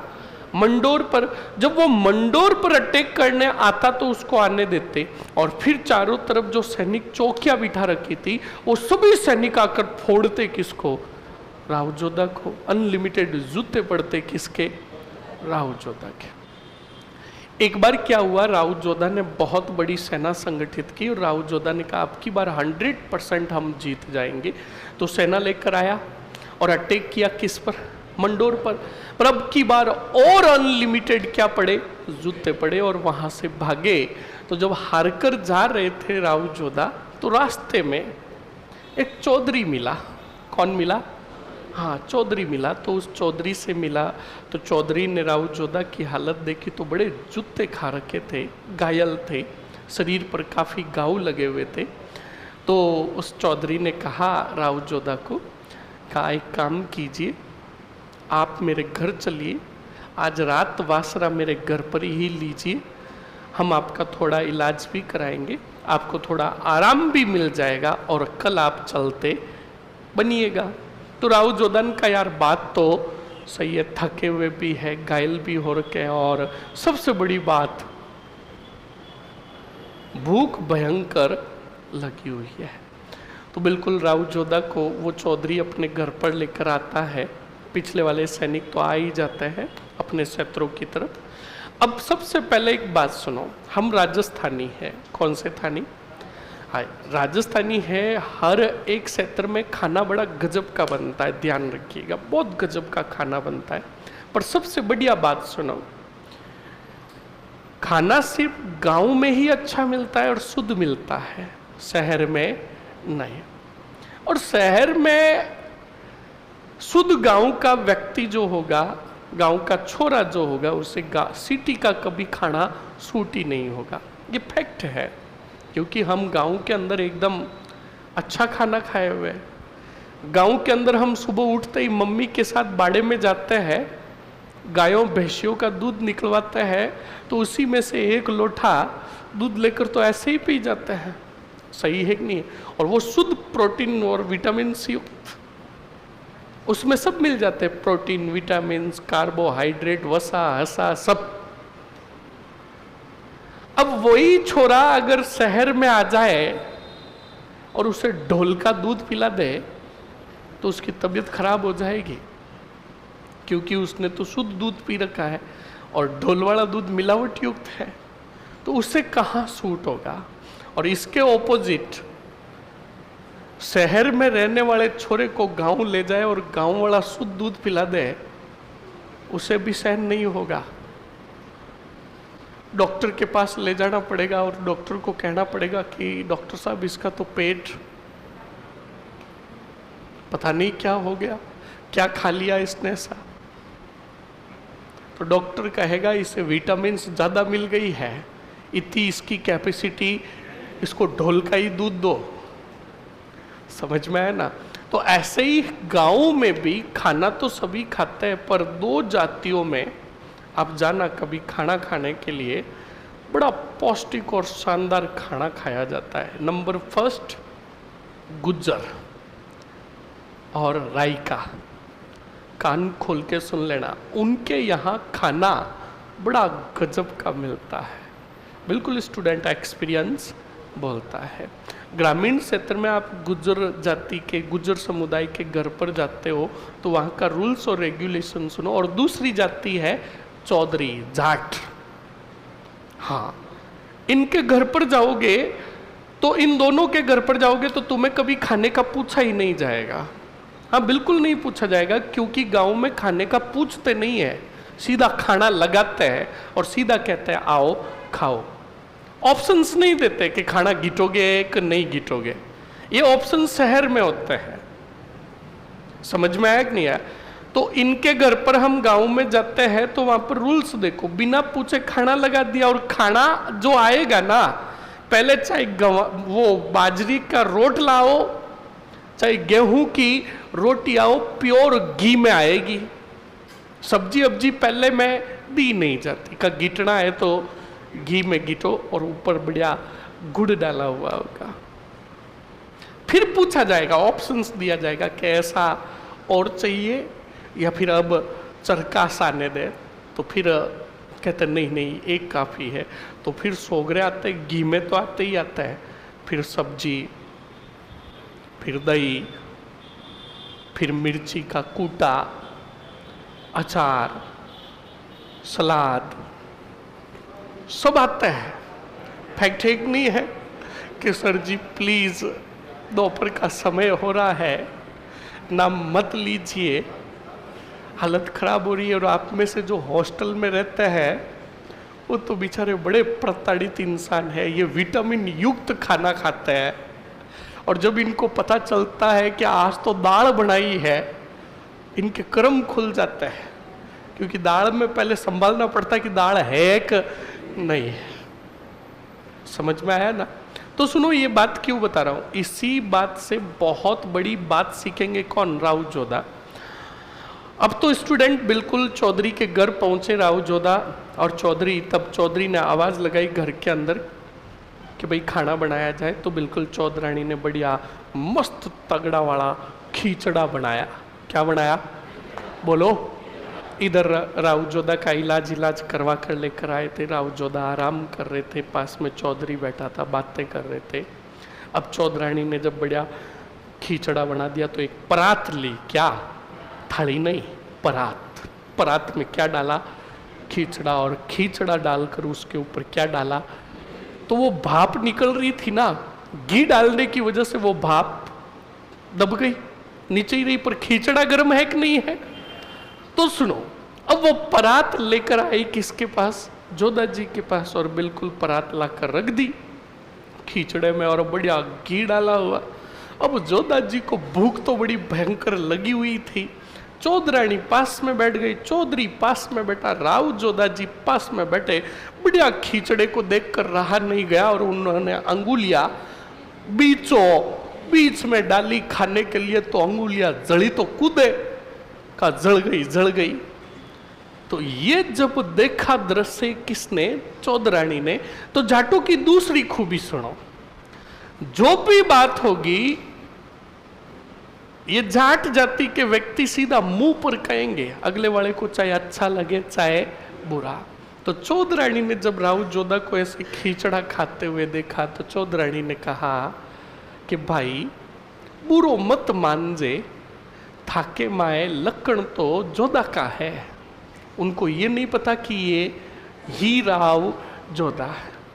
क्या कहा कि भाई बुरा मत मानना, तेरे में मेरे को जो गुण दिखाई देते हैं, लक्षण जो दिखाई देते हैं, वो किसके हैं?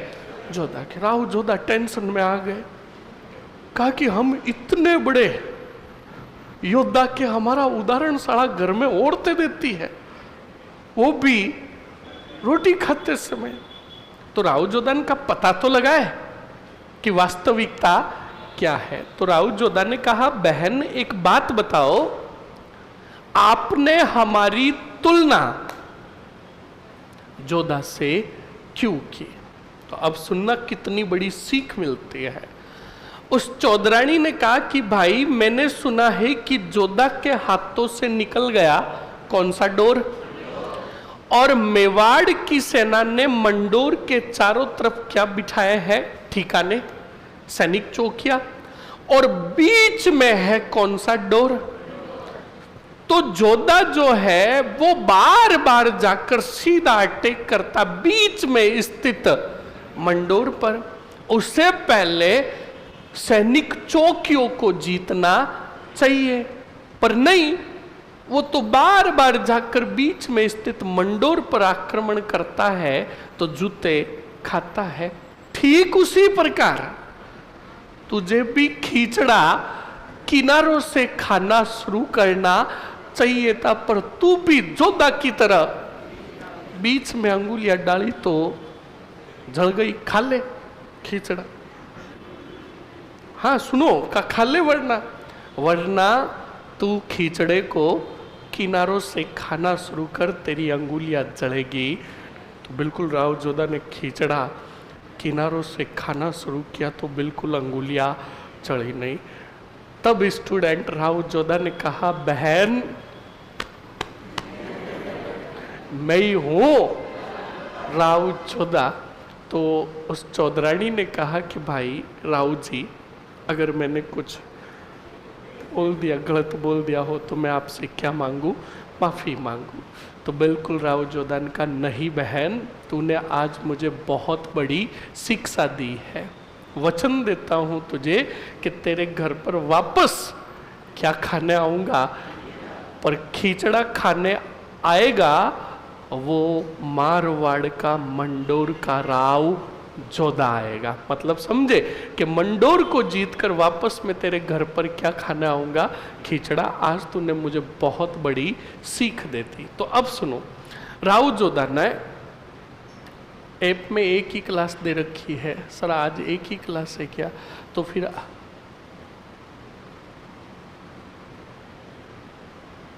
फिर आ जाइए सर, हम गुजर ही है फ्रॉम बसवा।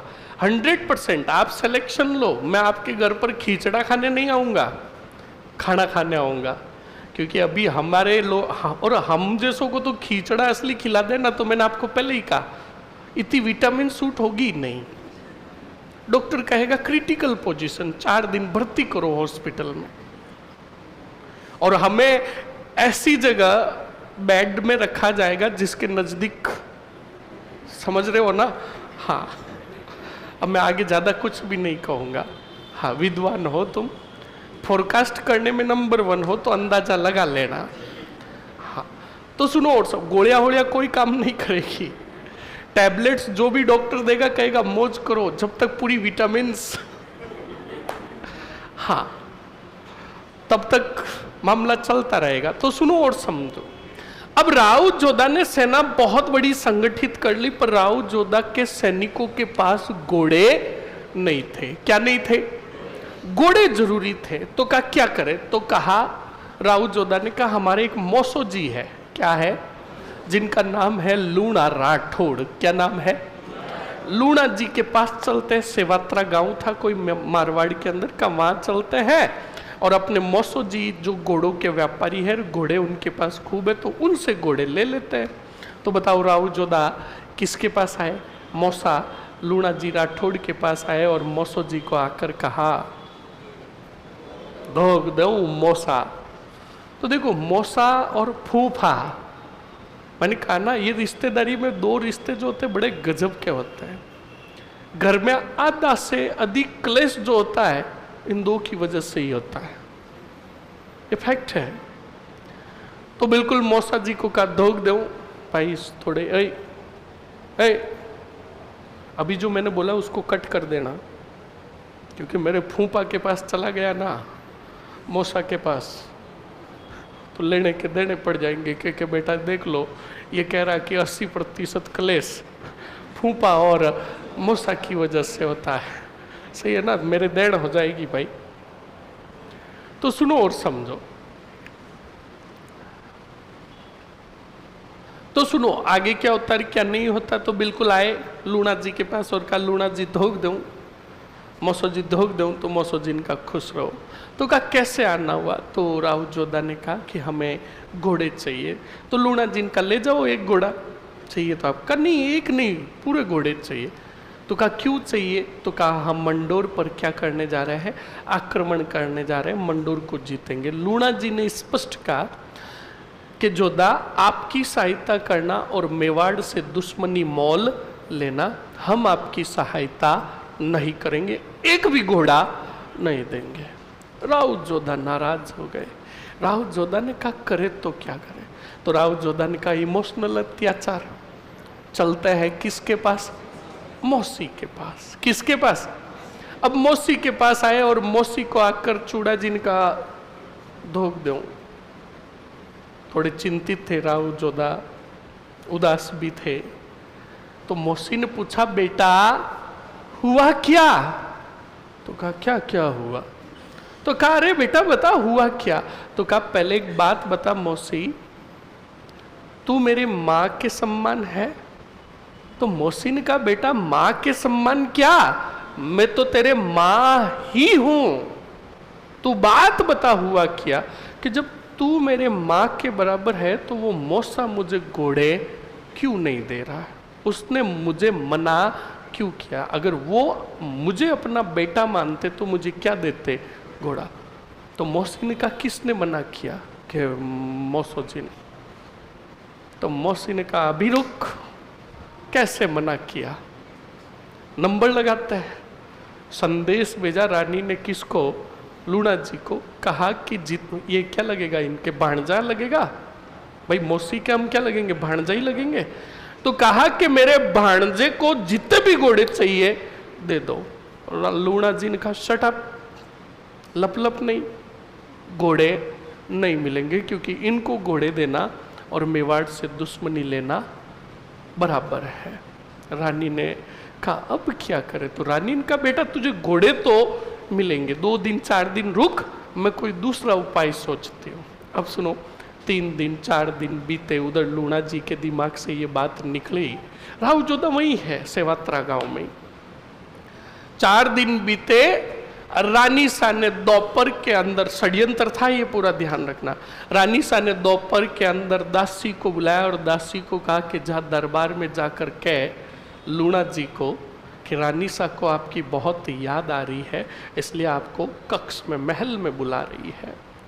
अब स्टूडेंट दासी दौड़ी दौड़ी गई कहा दरबार में, और जाकर किसको कहा, लूणा जी को। लूणा जी को कहा कि राव जी आपको रानी सा बुला रहे कक्ष में, उनको याद आ रही है आपकी। लूणा जी इनका अभी आ रहे हैं। लूणा जी हाथों हाथ आ गए, कक्ष में गए, बैठे दोनों बातें करने लगे। तो रानी ने कहा 1 मिनट रुको मैं आती हूँ, कुंडी लगाकर। तो अब वो मौसी जो थी कुंडी लगाने आई। तो बाहर दासी को कहा कि मिशन 2 स्टार्ट।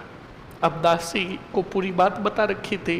अंदर से कुंडी लगा दी किसने, उस रानी ने। अब उधर वो दासी राव जोधा को लेकर अस्तबल में गई। कहाँ गई, अरे बोलो, अस्तबल का मतलब समझते हो, हाँ जहां पर घोड़े रखे जाते थे, अस्तबल में गई। अस्तबल का मुखिया जो था उसको जाकर दासी ने कहा कि रानी सा ने संदेश भेजा है कि जोधा को जितने घोड़े चाहिए दे दो। अस्तबल का मुखिया बड़ा वफादार था। तो उसने कहा घोड़े नहीं मिलेंगे। तो रानी, उस दासी ने कहा क्यों। तो कहा रानी सा का आदेश है या नहीं, हम कैसे माने। तो दासी ने कहा तुम देखो रानी के आदेश की पालना का उल्लंघन कर रहे हो, चुपचाप घोड़े दे दो, भलाई इसी में है। अस्तबल विभाग के मुखिया ने कहा थप्पड़ पड़ेगी अभी, तू भी दासी है, लब के कम। अगर घोड़े चाहिए तो हम तुम्हारी बात का भरोसा क्यों करें, या तो राव खुद आएंगे या फिर रानी खुद आएगी, वरना हम तब तक घोड़े देने वाले नहीं है। मिशन अनसक्सेसफुल हो रहा था।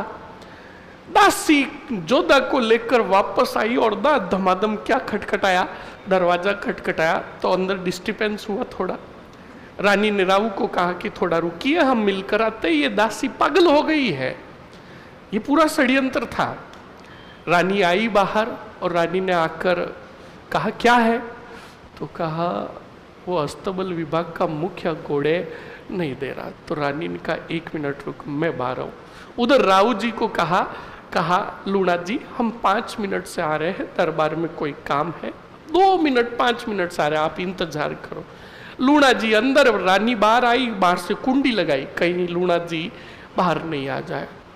अब रानी गई, बोलो किधर, अस्तबल की तरफ। तब अस्तबल विभाग का मुखिया ने आते हुए देखा किसको, रानी को। तब जोधा को कहा भाई तेरे को जितने घोड़े चाहिए ले जा।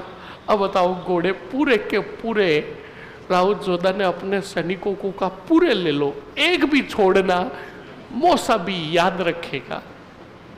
अब सुनो, सब घोड़े ले लिए राव जोधा ने, और राव जोधा ने जाकर अपनी मौसी को कहा धोख दूं, तू मेरी मौसी नहीं माँ है, जो तूने मुझे क्या दिए घोड़े। मौसो जी को राम राम बोलना।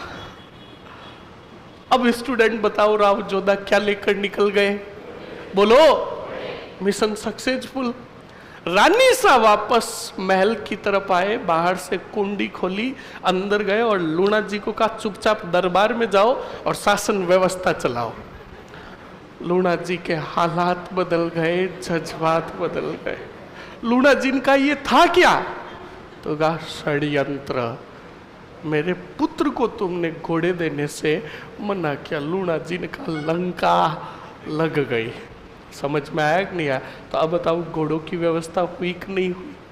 अरे हुई ना स्टूडेंट। इसको मैंने, इस कहानी को पहली बार पढ़ा था रात्रि के समय, रात को 2 बजे। हाँ सुनो पहले, तो ये पहली बार पढ़ा, तो इसमें तो मैंने तो आपको एकदम सिस्टमेटिक रूप से बताया, पर किताबों में जब पढ़ा था तो बड़ी भयंकर हंसी आई। इस हंसी की वजह से पापा से थोड़े जूते भी पड़े थे। पापा ने कहा राक्षसों की तरह हंस रहा है, बात बता हुआ क्या। अब पापा को कैसे बताओ कि इस किताब में यूं लिखा हुआ है। मैंने कहा कुछ नहीं, ऐसे ही हंसी। कहा सच बता हंसी क्यों आई। अब पापा को कैसे बता सकते हैं। मैंने कहा कोई बात नहीं, आप भी ठोको। तो स्टूडेंट बिल्कुल सही कह रहा हूं, ये इतिहास यानी अतीत की बातें। कौन सी बातें? और अतीत की बातें मतलब कहानियां। क्या है? पर ये कहानियां कब बनती है, जब हमारे पास पूरा कंटेंट होता है। समझ में आया नहीं आया? जिसके पास कंटेंट पूरा नहीं होगा, जिसने इतिहास को अच्छे से पढ़ा नहीं होगा, वो टीचर पेन लेकर आएगा, बोट भरेगा और छोरों को कहेगा छाप लो। इतिहास कभी लाइनों से लिख कर पढ़ा नहीं जा सकता, इतिहास का तो बखान करना पड़ता है। बोलो समझ में आया कि नहीं आया? इस बात को याद रखना, लिखो जल्दी से। अब हाँ और सुन लो। अब सुनो, देखो घोड़ों की व्यवस्था हो गई, सैन्य दल बहुत बड़ा था। राव जोधा ने जितने कितने भी मंडोर के चारों तरफ ठिकाने थे वो सब जीत लिए, और अब जीतने जा रहे थे किसको? मंडोर को। तब रास्ते में एक चमत्कारिक पुरुष मिला। कौन मिला? चमत्कारिक पुरुष मिला। तो राव जोधा घोड़े से नीचे उतरे, और घोड़े से नीचे उतर कर जाकर उस चमत्कारिक पुरुष का बताओ क्या लिया? अरे बोलो, आशीर्वाद लिया। गुरुजी आपकी क्लास लेते लेते मैंने आपसे मारवाड़ी बोलनी सीख ली, अच्छी लगती है। हम तो खड़ी बोली बोलते हैं भरतपुर। कोई बात नहीं, खड़ी बोली बोलो, आडी बोली बोलो, ऊबी बोली बोलो, पर आपको मारवाड़ी आनी चाहिए। समझ में आया कि नहीं आया? तभी तो मैं आपको कहता हूँ कि स्थानीय भाषा में अर्जित किया हुआ ज्ञान बड़ा अच्छा होता है। अब हम तो सारा बोला तो मारवाड़ी, पढ़ा हिंदी, और बच्चा ने डाला इंग्लिश मीडियम में। इंग्लिश मीडियम को बच्चों स्कूल के मायने इंग्लिश में पढ़े, बाहर आर बात करे राजस्थानी में, और पछे आटे कोचिंग के मायना हर टीचर ने कहे सर थे के पढ़ाओ समझ में को नहीं आवे। यही तो बात है स्टूडेंट। तो सुनो और समझो। एक सिद्ध और चमत्कारिक पुरुष मिले तो घोड़े से राव जोधा उतरे और जाकर क्या लिया? आशीर्वाद लिया और कहा कि मैं राव जोधा मंडोर को जीतने के लिए जा रहा हूं। तो स्टूडेंट उस सिद्ध और चमत्कारिक पुरुष ने कहा कि ये हमारी तलवार लीजिए और हमारा घोड़ा लीजिए, मंडोर पर आक्रमण करो, तब दुश्मनों का संहार इसी तलवार से करना, वचन देते हैं आपकी विजय होगी। ये सिद्ध पुरुष चमत्कारिक पुरुष कोई और नहीं हड़बूजी सांखला थे। कौन थे? बोलो। हड़बूजी सांखला के आशीर्वाद से राव जोधा ने मंडोर पर भयंकर आक्रमण किया और पराजित किया। जल्दी से बताओ किसको? अक्का सिसोदिया और आड़ा हिंगोला को, और जीत लिया डोर ही डोर। फिर मंडोर जीतने के बाद राव जोधा ने कहा बुलाओ चमत्कारिक और सिद्ध पुरुष हड़बूजी सांखला को। हड़बूजी सांखला को बुलाया गया, उन्हें एक बैलगाड़ी उपहार में दी और बेंगटी गांव की जागीर दी। कौन से गांव की? जब यही बैलगाड़ी लेकर हड़बूजी सांखला बेंगटी गांव की तरफ जा रहे थे तब उन्होंने देखा तो इधर रास्ते के अंदर गायों की हालत बड़ी खराब हो रखी थी। जो विकलांग और पंगु गाय थे उनको देखा तो मन भराया किनका? हड़बूजी का। तब हड़बूजी ने प्रण लिया कि मैं इन्हीं गायों का पालन पोषण करूंगा, चारा लेकर आऊंगा बैलगाड़ी में और इन गायों को पालूंगा। समझ में आया ना? तभी तो आज आप देखते हो कि हड़बूजी सांखला के मंदिर में किसकी पूजा होती है? बैलगाड़ी। समझ में आया? जल्दी से जाओ और वापस आओ।